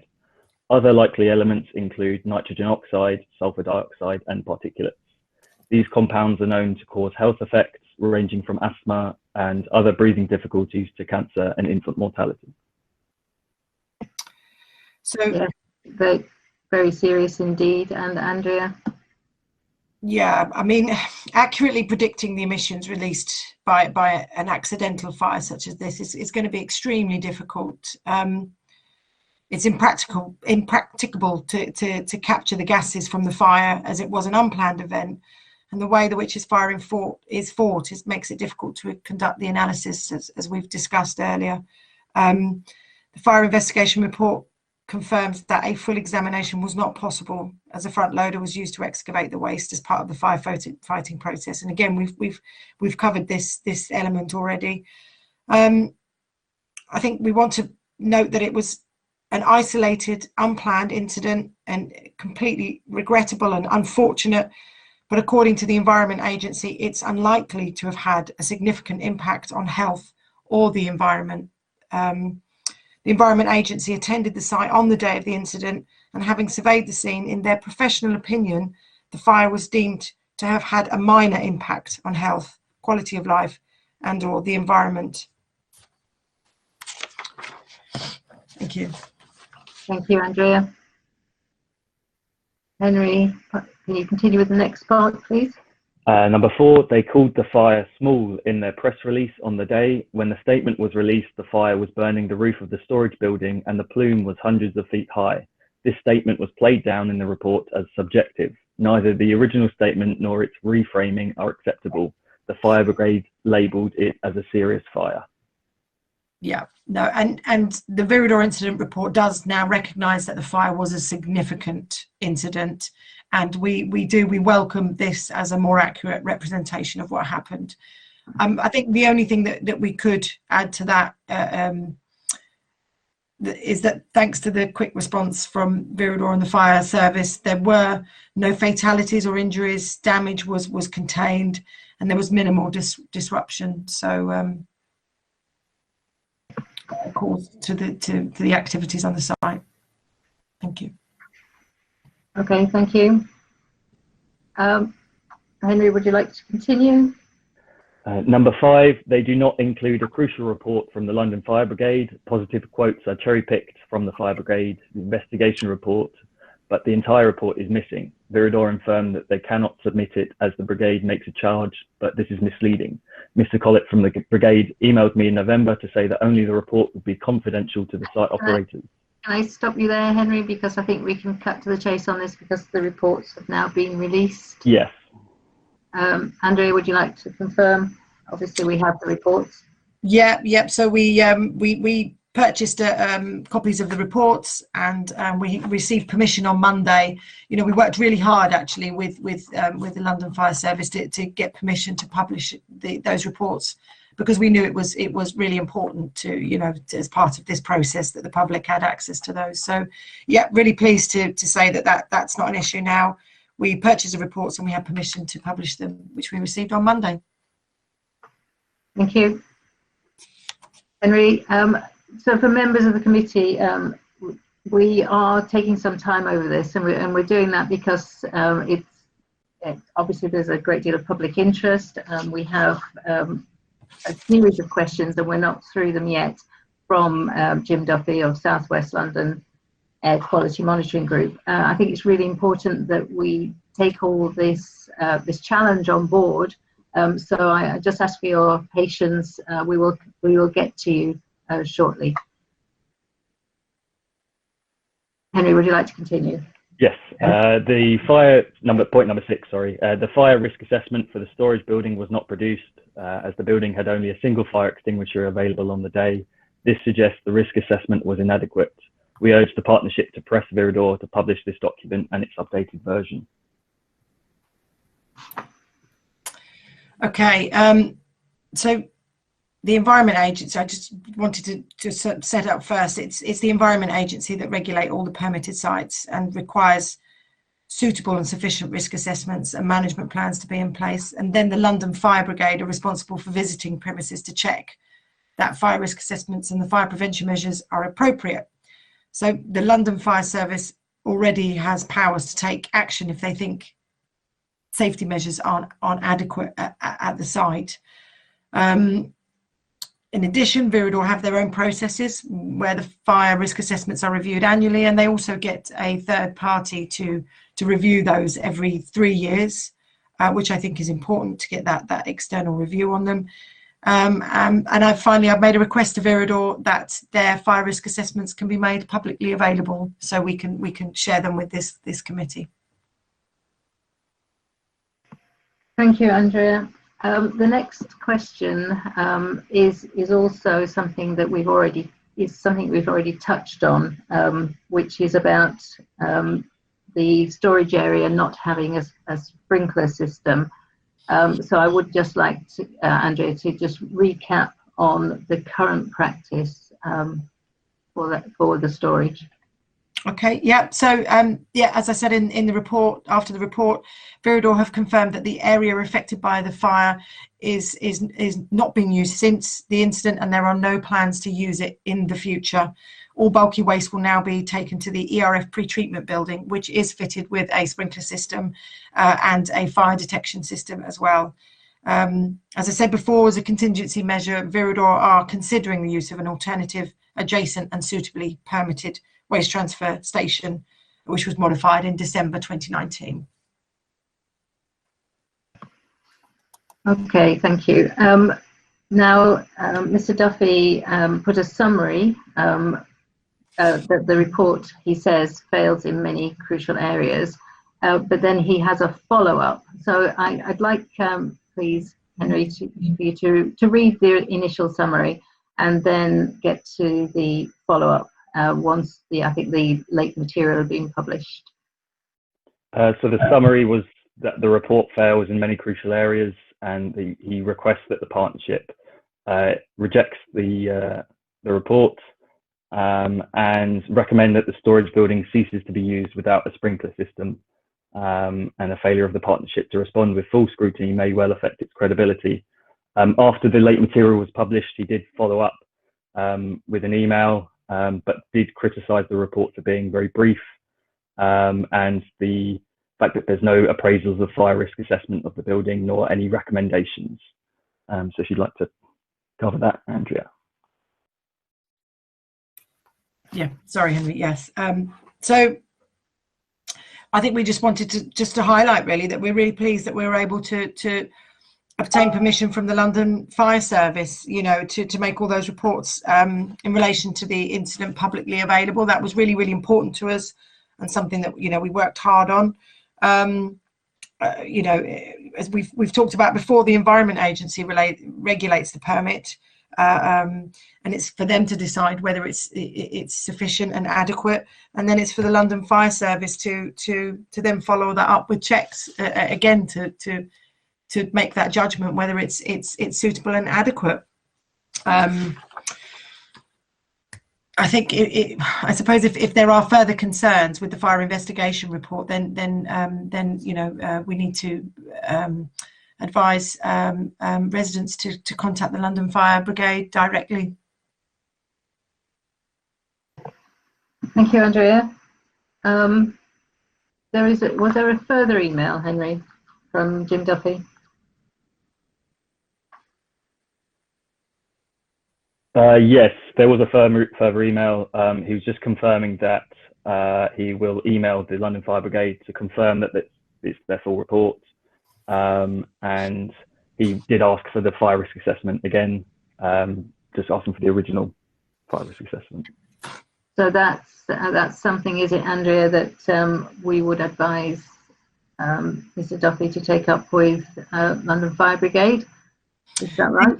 A copy of the fire risk assessment for the building. So I've made a request with Viridor that they make the fire assessment available. You know, so the first place I would obviously bring them to is this group, and then we can also make them available to Jim Duffy. But I've spoken to Viridor about that, so we'll wait to see their response on that. Thank you. So for Mr. Duffy, I hope we've answered all your questions, and certainly you've had that opportunity to put before the committee your comments, which they will take into account when we're discussing the item shortly. I'd like now to move on to two shorter sets of questions. One from David. I'm going to let you introduce this, Henry. One from David Tillingirian. Apologies if that's not pronounced correctly, but I believe the next two questions have already been mostly answered, so this should be brief, so apologies to members. So from David, he asked, as the unfiltered open air burning of bulk waste will release various pollutants, what calculations have been made to estimate and assess the impact of the smoke plume on the air quality of the surrounding areas during the 9-hour fire at the Bennington site in July 2019? Andrea, if you could just... Yeah, I think I just wanted to reiterate it. You know, the Environment Agency, they attended the site on the day of the incident, and in their professional opinion, the fire would have had a minor impact on human health, quality of life, or the environment. So hopefully that offers the reassurance. Yeah. Okay. Yes. I mean, obviously, it is a serious, significant event. But it's very hard to estimate, and we have to take what independent expert advice we have, and the London Fire Brigade being one of them, and the Environment Agency. So I think we're now on to, is it this the last question from the member? Yes. Yes, the last question was from Mark Webb. He's asking, previously been asked, but please can I specifically ask why the report does not include the original fire risk assessment or the current one with the amended management regime? Without these, it is impossible to know whether the fire prevention measures were originally adequate or whether the current measures have improved the situation. Okay, thank you. Andrea. Yeah, so as I say, I think we've answered that. I mean, the question does ask about the building design, but I think the key is that Viridor won't be using that area of the site again. I think, you know, the report includes that the building wasn't permitted to take the residual waste. So I'm not sure the risk assessment before, but obviously we'll ask for that. We've made the request to Viridor to make that fire risk assessment available. But yeah, as I say, they're not using that site anymore, and the Environment Agency, whilst categorising it as a significant event, they've said it would have had a minor impact. So again, hoping that offers reassurance. Yes, thank you very much, and thank you to all the members of the public and the councillors outside the committee who submitted questions. We are moving on now to the committee, and I think Councillor Collins, you were the first to indicate. Yeah, thank you, Chair. Just to get a few things clarified, just a couple of comments before I ask a couple of questions. Firstly, obviously, no plastics are taken to the incinerator deliberately by Veolia. Veolia obviously take all our plastics that are recycled to a sorting centre. So the only plastics that end up in the incineration are those that the public put into their landfill bags. So obviously one of the things we have worked on in the last year or so, and we'll carry on enforcing the message, is to recycle more, and then we don't get any plastics in the incinerator. So it's important to make that clear, because I don't want members of the public thinking that we take their recycling to the incinerator, because we don't. And the other issue as well regarding landfill, it's vitally important for the planet that we stop using landfill. And over on the site, I'm not a particular fan of incineration, because I do recognise there are emissions, but that landfill site was rapidly running out of space. So therefore the alternative anyway, if we didn't have an incinerator, would be thousands and thousands of diesel or petrol journeys across the country to other relevant sites. So again, that's not particularly helpful to air quality either. So it's a very difficult situation we're in at the moment in terms of finding the technologies and the solutions right now.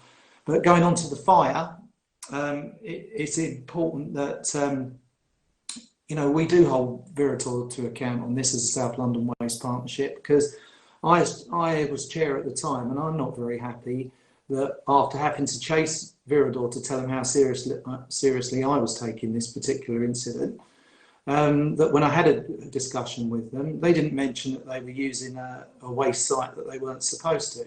So it's extremely disappointing to get a fire report that says, well, actually, you weren't supposed to be using that particular site to transfer your waste on. And it seems that it's miraculous that all of a sudden, within a few short months, by 2019 December, that they've now managed to find a transfer site that on the same site that's actually got fire detection equipment, and also fire prevention stuff, and obviously sprinklers. So my sort of question would be that we should really be asking Viridor why in the first place, when they were currently designing the facility, and this is bearing in mind that a lot of these sites have got a record of having fires right across the whole country, and some are unavoidable at times, but if other sites have got fire detection and have got fire prevention in those transfer sites, why at the very outset did Viridor not make sure that was the case over at the site they've just built, which is supposedly, I think, one of the more modern sites. So I don't really see there's too much excuse from Viridor for that. And I am personally disappointed that didn't come up when I had discussions from them, because I feel like they really should have mentioned that they were using a piece of land that they shouldn't have been using. And so moving on to the next subject is what penalties or what fines are appropriate for us to talk to the Environment Agency about imposing on them for the breaches that the fire service have actually said to them. I mean, are we just, is it pretty toothless? Because I'd be very interested to know, if we can, if we're starting a new relationship with another company now that's taken over this Cllr company, I think now is the time to actually say to them, look, we've had this incident with Viridor, whether you're keeping those staff on or not is here, Viridor staff is neither here nor there, but this shouldn't be happening again. And what we should be doing is making sure that there's a better relationship with Cllr, and they're told, Cllr, that they're told that we expect them to start attending some of our South London Waste Partnership meetings to answer some of these questions that the public ask rather, because our officers can only relay what is in the report. So it concerns me that the pressure is entirely on South London Waste Partnership officers, and we don't really have any clout in terms of punishing them for what I think is a bit disingenuous in terms of what they told us originally. So I'm a bit concerned about that. What surprises me is that all of a sudden in 2019, a few months after the fire, they've managed to build an area to put their waste where there's sprinklers and where there's fire detection. Well, the horse has bolted. They should have done that right at the outset. And I think, to put it crudely, we should be giving them a complete bollocking for that and making sure that we do actually say to them, this isn't acceptable in future. And if this happens again, you're going to have to come and address the public at our meetings instead of allowing us to have to explain everything for them. So I'm very frustrated with Viridor over this, and I hope that we can be firmer and we can investigate the maximum penalties that we can within the law if they do this sort of thing again, where it's clearly they haven't complied with everything they should have. So it's just my frustration there. Sorry, Chair, if I went on a bit too long. Thank you, Councillor Collins. Now, I understand your frustration. We, as a committee, we take this event very seriously, and obviously we want to make sure that it doesn't happen again. I don't know. I'm completely in the dark as to whether or not we can impose penalties. I'd be interested in seeing if we could pursue that or look at imposing them in the future if we can't do it retrospectively, setting the expectation for the new KKR relationship. It's certainly something that I would like us to look into because I think it's important that we set the standards. I will come to Andrea to comment on that, but I also wanted to say that this idea of having KKR, as it will be, come to the committee, is that something that we could ask to happen?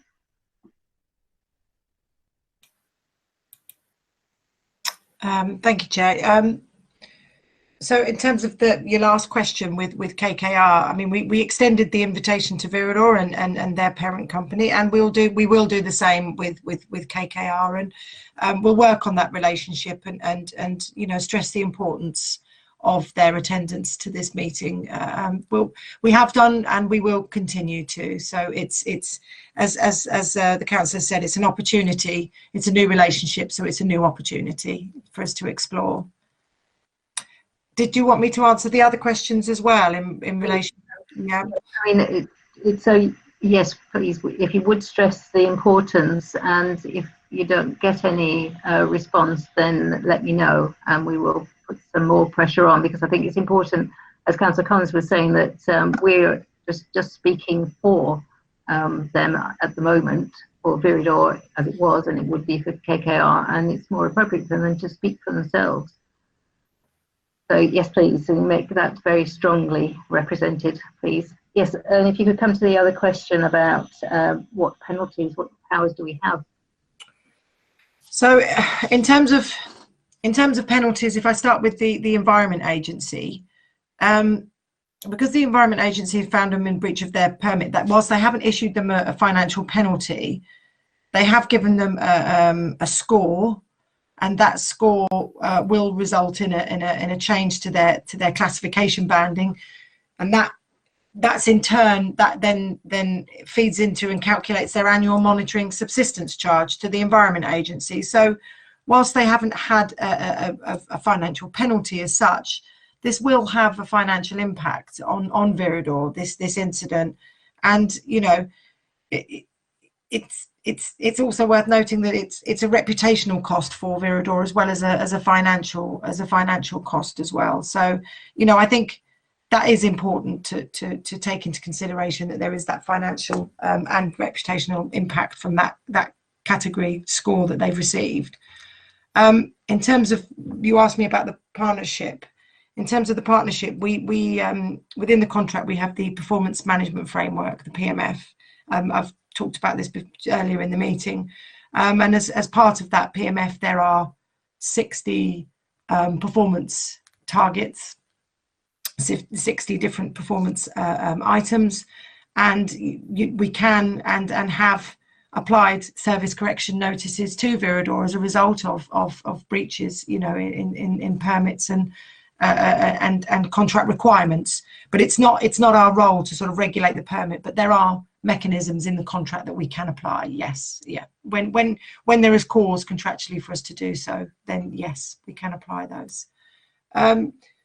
You raised another question as well in terms of the use of the transfer station. So if I answer that as well at the same time. So Viridor have said that the ERF pre-treatment building was undergoing some works during the time of the fire, which was why the material was being stored in that area. So now the material has been moved back into that ERF pre-treatment area. So that was their response that they detailed in the report for the reason for using that area of the site. I think that answers. Does that answer all of the questions? Yes, I think so. Thank you, Andrea. Unless Councillor Collins has anything that he thinks we've missed. No, that was fine. Okay, great. Thank you. I have a next questioner is Councillor Aberlan. Thank you, Chair, and I'm glad Councillor Collins provided those clarifications at the start of his intervention. He beat me to it, and I do share many of the frustrations that were outlined by Councillor Collins as well. Just thinking about the future, just a very specific question. Obviously, as members, we need to get the reassurances that the recommendations in the report are being implemented and that the facility is operating safely. So I wondered if officers are intending on reporting back at this committee to give us an update as to whether they're satisfied that the changes as set in the report are in place. I think what Councillor Collins said, maybe we could invite someone from Veridor to come in and provide us those reassurances. I think we'd welcome that. And when do you expect that we could be in a position to have that meeting in the autumn? I think that would be welcomed, or at the next meeting if possible. But it'd be interesting to hear a bit more on that from officers. Okay, thank you, Andrea. Thank you, Chair. Yeah, so in terms of your first question about monitoring, absolutely, we'll monitor how Viridor have responded. We'll continue with site visits to ensure that the measures that they've detailed in the report are in place and continue to be in place going forward. And yeah, absolutely more than happy to include an update as part of my quarterly phase A and B contract management report. We can include a section in that report so that, you know, we can update you each quarter on our site visits and our inspections, just to ensure that everything is still working as the plan, as per the report. Would that be okay?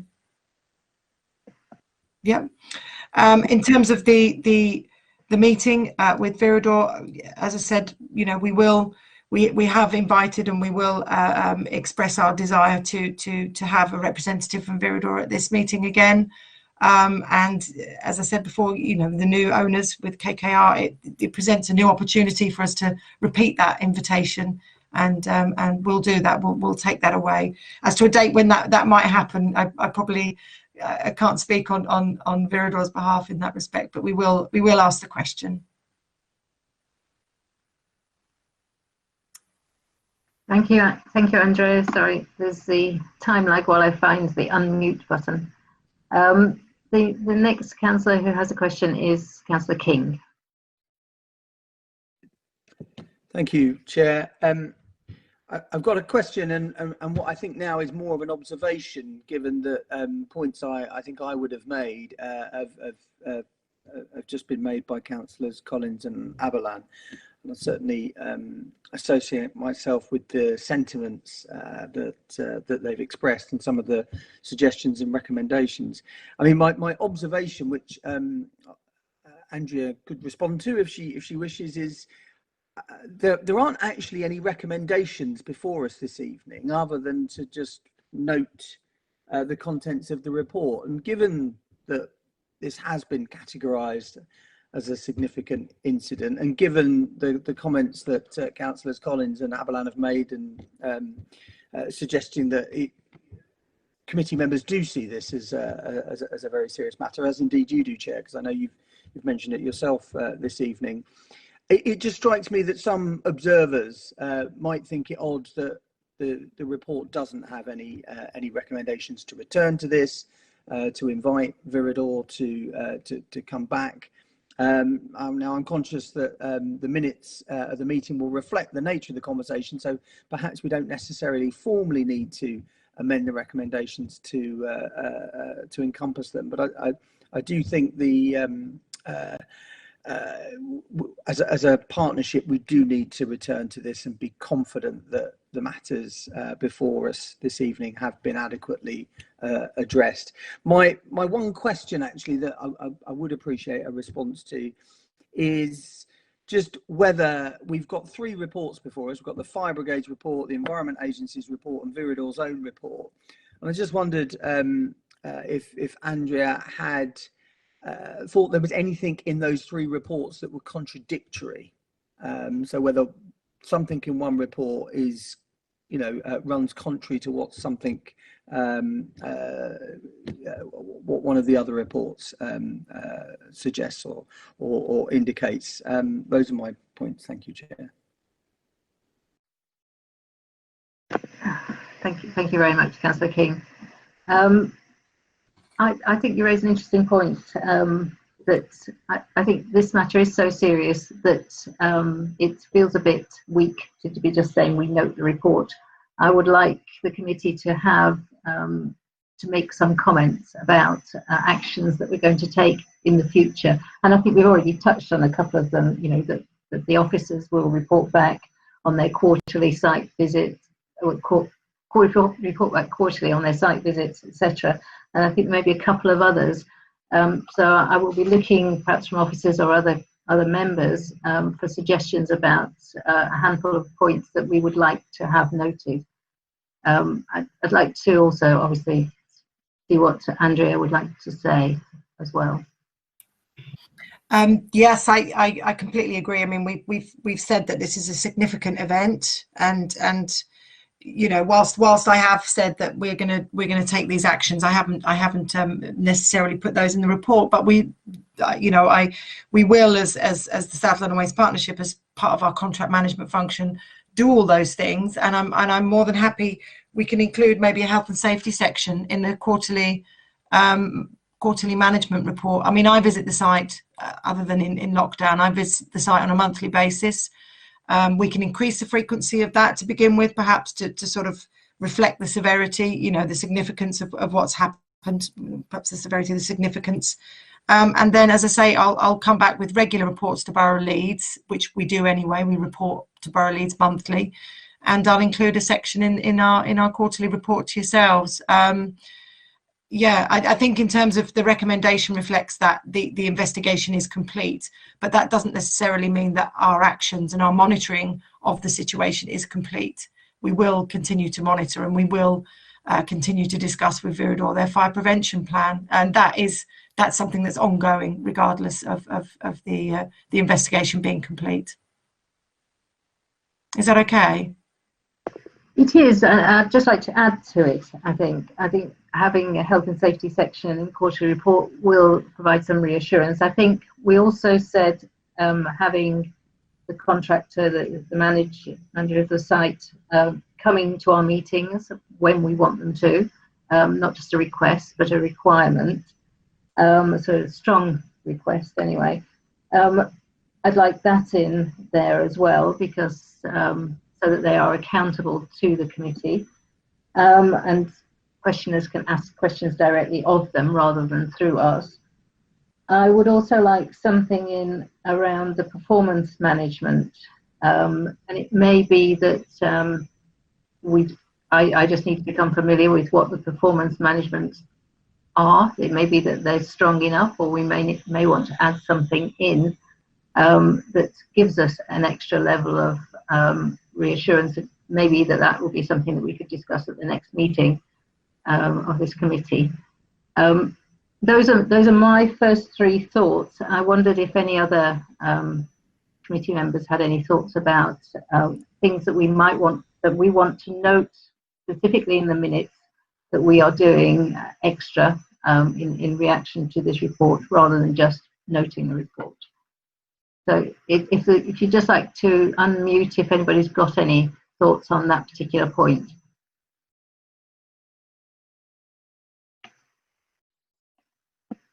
You're leaving me hanging here. And that's fine. But I'm going to just say, are you happy then with the 3 items? And also Andrea, are all those 3 reasonable? Are you happy with that? Does anybody else have a comment?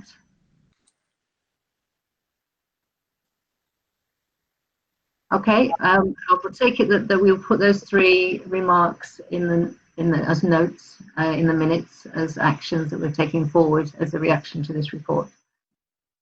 So, I don't think I have any further members wanting to ask questions. If you do want to ask a question, please unmute and say so at this point.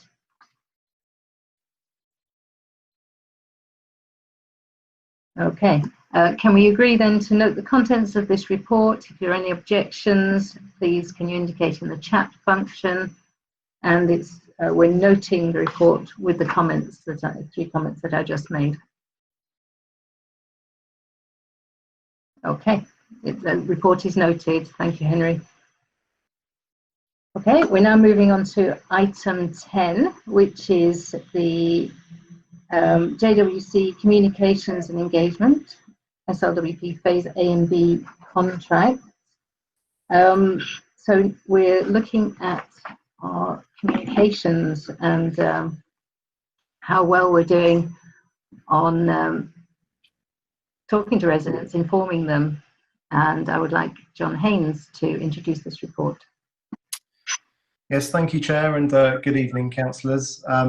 So this paper provides the committee with an update on communications and engagement matters relating to the Partnerships Phase A and B contracts, and it also seeks approval on the 3-year Partnership Communications Strategy.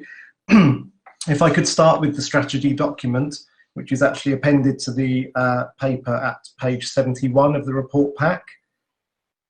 Just to provide some background on this, so at the last meeting of the committee back in February, I presented the findings of the 2019 SLWP resident survey.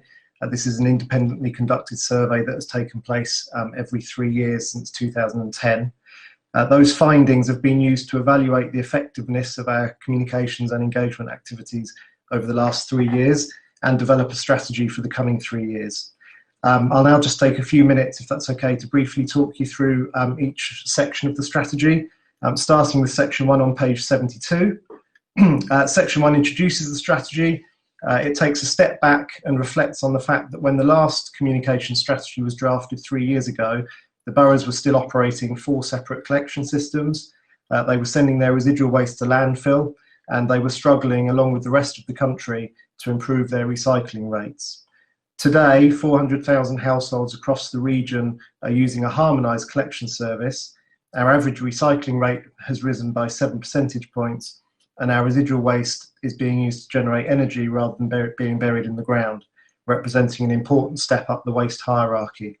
So it's been a very challenging few years, but I think you can see from that that an awful lot has been achieved.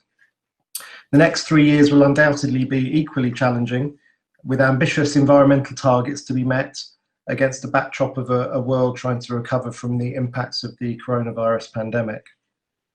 Turning to page 73, section 2 clearly sets out the scope of the strategy. And moving on to section 3, this section links to an appendix at the end of the document, which reviews the activities undertaken over the last 3 years and uses the findings from the most recent resident survey to assess how effective these activities have been in achieving our objectives. Section 4 from page 74 onwards is the key part of the document, where the priorities for the next 3 years are set out, along with a revised set of SMART objectives which we can measure ourselves against in 2022. As I've said, the 10 priority themes in this section are based on the findings from the 2019 survey and reflect the presentation that was given to members at the last committee meeting back in February. There is one additional theme that has been added since, and that theme is one that considers the short, medium and long-term impacts that the coronavirus pandemic may have on attitudes and behaviours in relation to waste and recycling.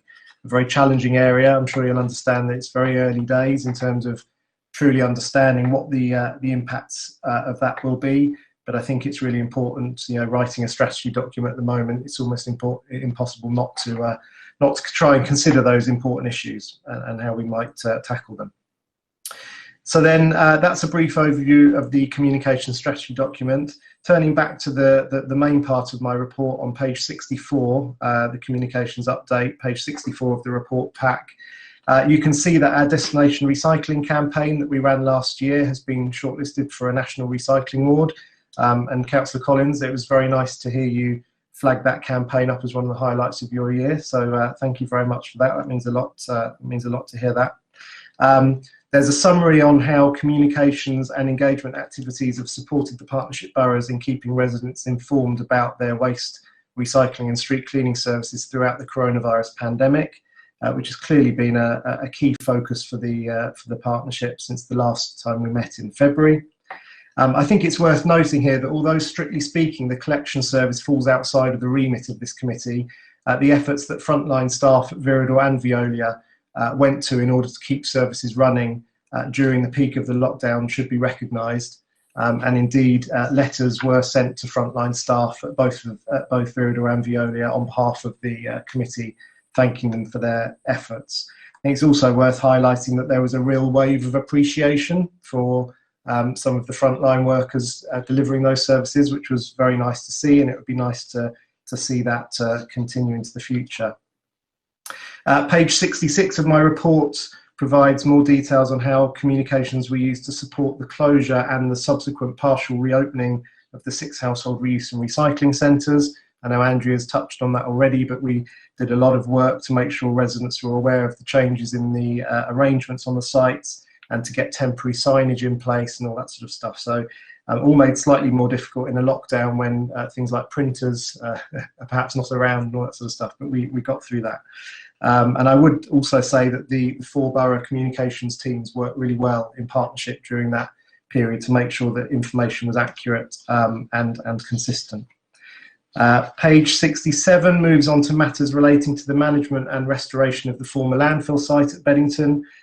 In June, concerns were raised by local stakeholders about low water levels at the site and the impact on nesting birds. Viridor provided responses to those concerns, and the matter was discussed at the June meeting of the Conservation and Access Management Committee. And then finally, page 68 of my report provides an overview of the activities relating to the Bennington ERF. Viridor continue to upload emissions reports to the Virtual Visitor Centre on a regular basis. I know that Councillor Collins referenced frustrations about a delay to one of the reports going up. I know that the April report was a few weeks late going up to the site due to a technical problem with producing that report, but that issue has since been rectified. I think it's also worth noting that some improvements have been made recently to the guidance note and the report cover sheets that accompany those emissions reports to help residents interpret those reports more accurately, and also goes into a bit more detail about the change to the permits around carbon monoxide, which I know Andrea's covered earlier, and also in particular the reason why on the carbon monoxide reports you get these daily invalid results.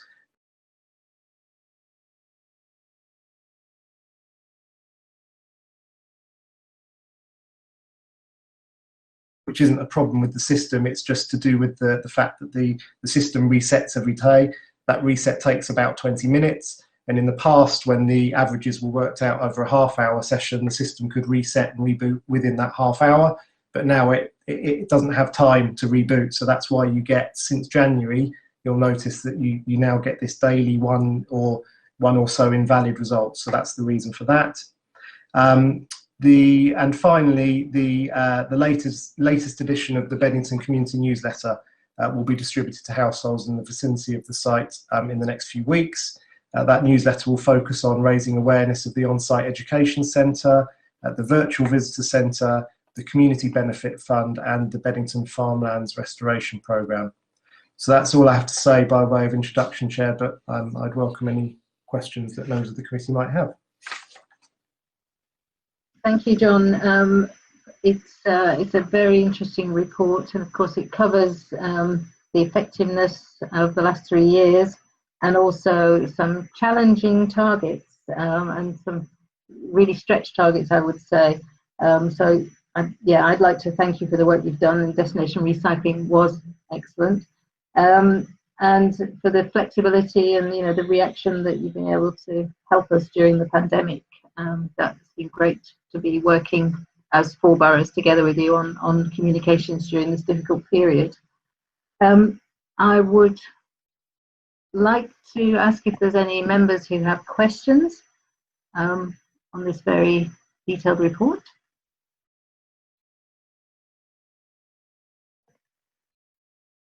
I don't actually see. Yes, we have one. Councillor Cobbett, would you like to unmute? Thank you. Yeah, I really welcome this comprehensive report and update. Sorry, from mine. Yeah, no, is very poor. Oh, it's my connection or? Yeah, is it the same for everyone? I think it is. We can't really. I don't know whether you want to put a question in the chat or try connecting again, perhaps, with a different device. I don't know. I'll try using it in the chat. Okay, thank you. We're getting an electronic message in the chat now, which I will relay.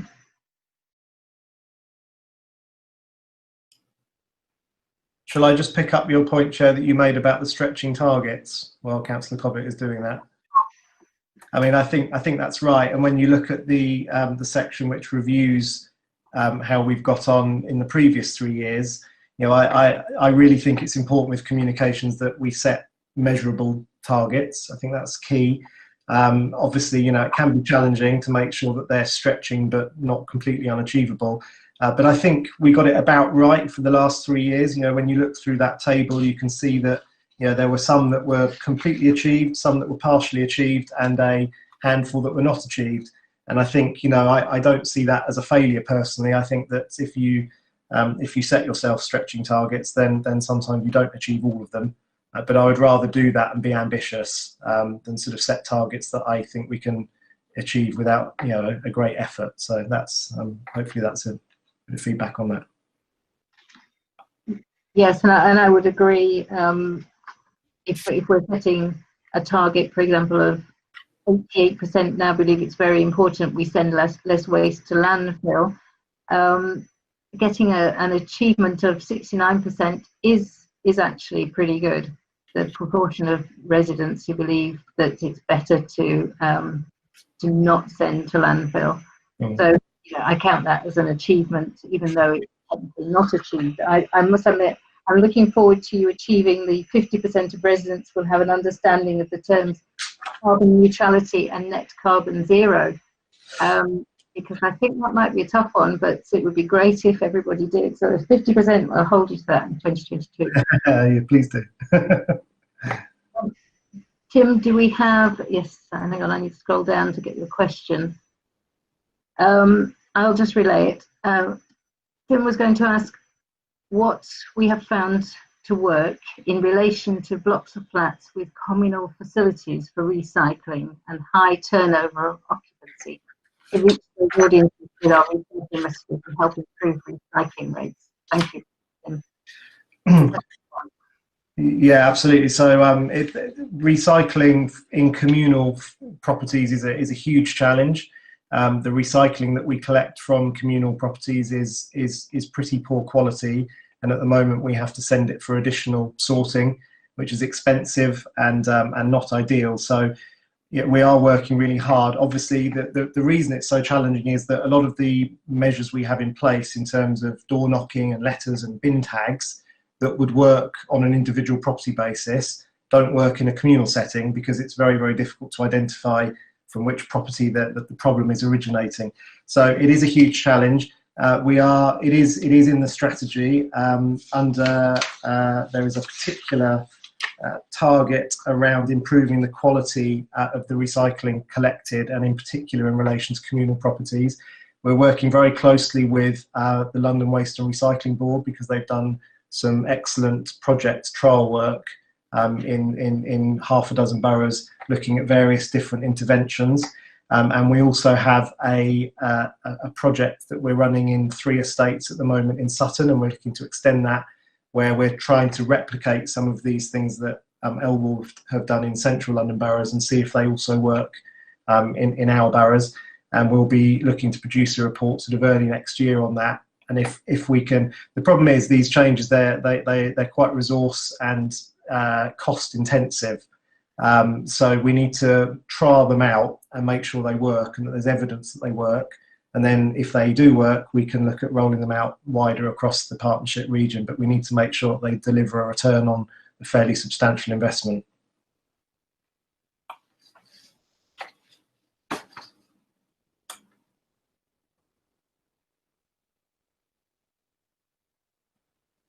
Thank you, John. I'm still muted there. Is there anybody else who would like to make a comment or ask a question about the report?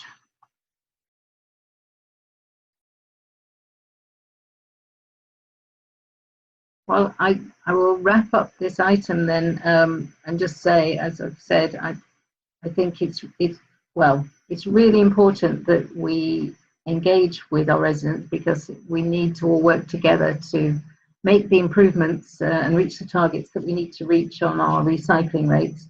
And it's really good to have this checkpoint of how our residents are feeling, what they think, what they know, so that we know how to engage with them. So thank you very much for the report and for the challenging targets. Thank you, Chair. Okay. And we are now moving, I believe, to the last item on the agenda. I forgot to ask, didn't I, whether there were any questions from members of the public, but I believe there were none.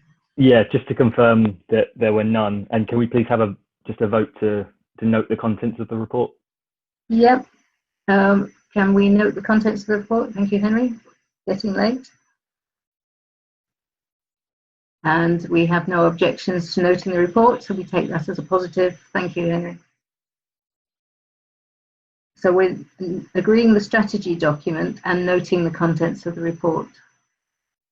And since we don't have any challenges, I believe we're good to go. So yes, that is agreed. Thank you, Henry.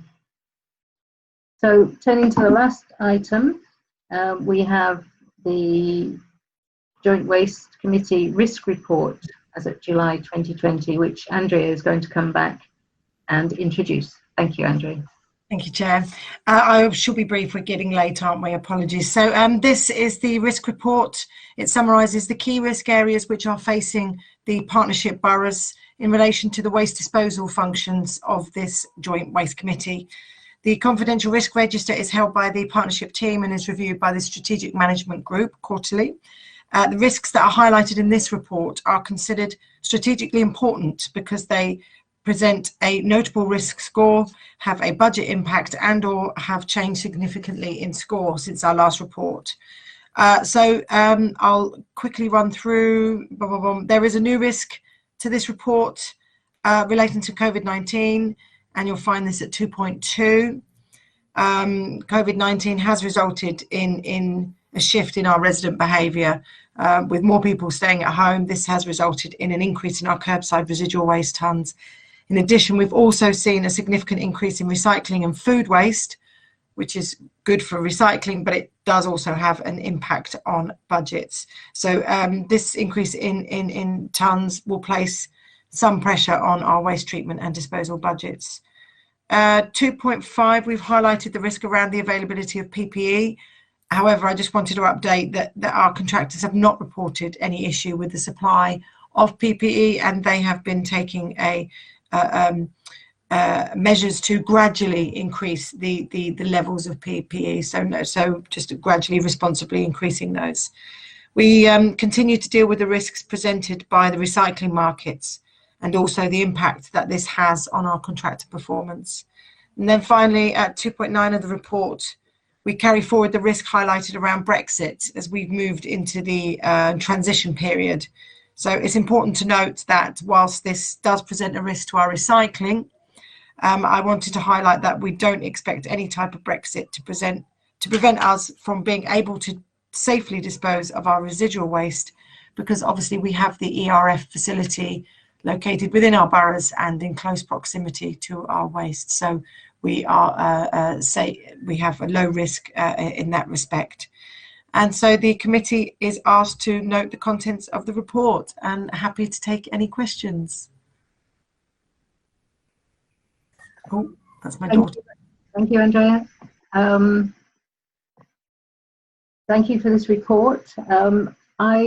I would like I'm going to make a request for the report. It sounds as though that all the risks are identified, I would say, in my layman's view. And it sounds as though all of them are being managed, so they're nothing for us to worry about. I would like to see the report maybe next time being RAG rated, so red, amber, green, so that at a glance we can see which ones are the ones that we need to worry about more. So I'm hoping we won't get any red ones, but you know, but if there are, and the committee would be able to see at a glance what they would be. So I'd be grateful for that. I'll turn to the committee to see whether there are any questions. I suppose I don't believe we have any questions from members of the public. Henry, were there any questions submitted by members of the public? No, there were none, Chair. Thank you. And does the committee have any questions for Andrea on this risk report?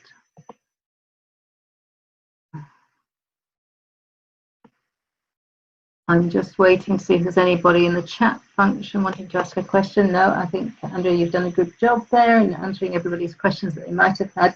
I would just like to say that the rigid plastics and the mattresses, I look at that target, what would have happened at the recycling rates, the average across them would have been 69%, quite a jump if we'd been able to find outlets for the rigid plastics and mattresses. So I know that officers are working really hard on, well, rather the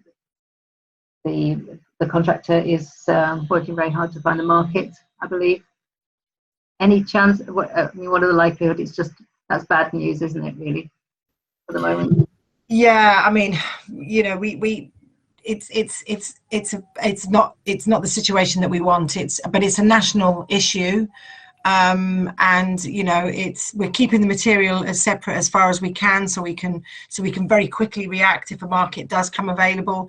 But it's really important that, you know, that when we do find a market, that it's reliable and we're confident in the audit trail, because we absolutely must have an audit trail on where our recycling is going and how it's being managed. So that is the most important thing. Whilst it's not acceptable that there's just no recycling markets out there, I mean it's a national problem, and I think we probably need a national policy to fix the problem. I think that's the only way we're going to solve this issue. But yeah, there are so many issues with plastics, and in particular the rigid plastics, and as well as I say, the markets for mattresses. So we are not alone. It is a national issue. But yeah, hoping national policy might start to drive some change in those areas. Maybe as councillors we need to lobby for that. Something to think about. Thank you for that. So I see no questions in the chat. in which case, can we agree the strategy document and note the contents of this report? If there are any objections or if there's anything you want to say, please unmute or use the chat. And I think I'll take that as we agree the strategy document and note the contents of the report. Sorry, yes, that's right. No, we agree the contents of the report. I'll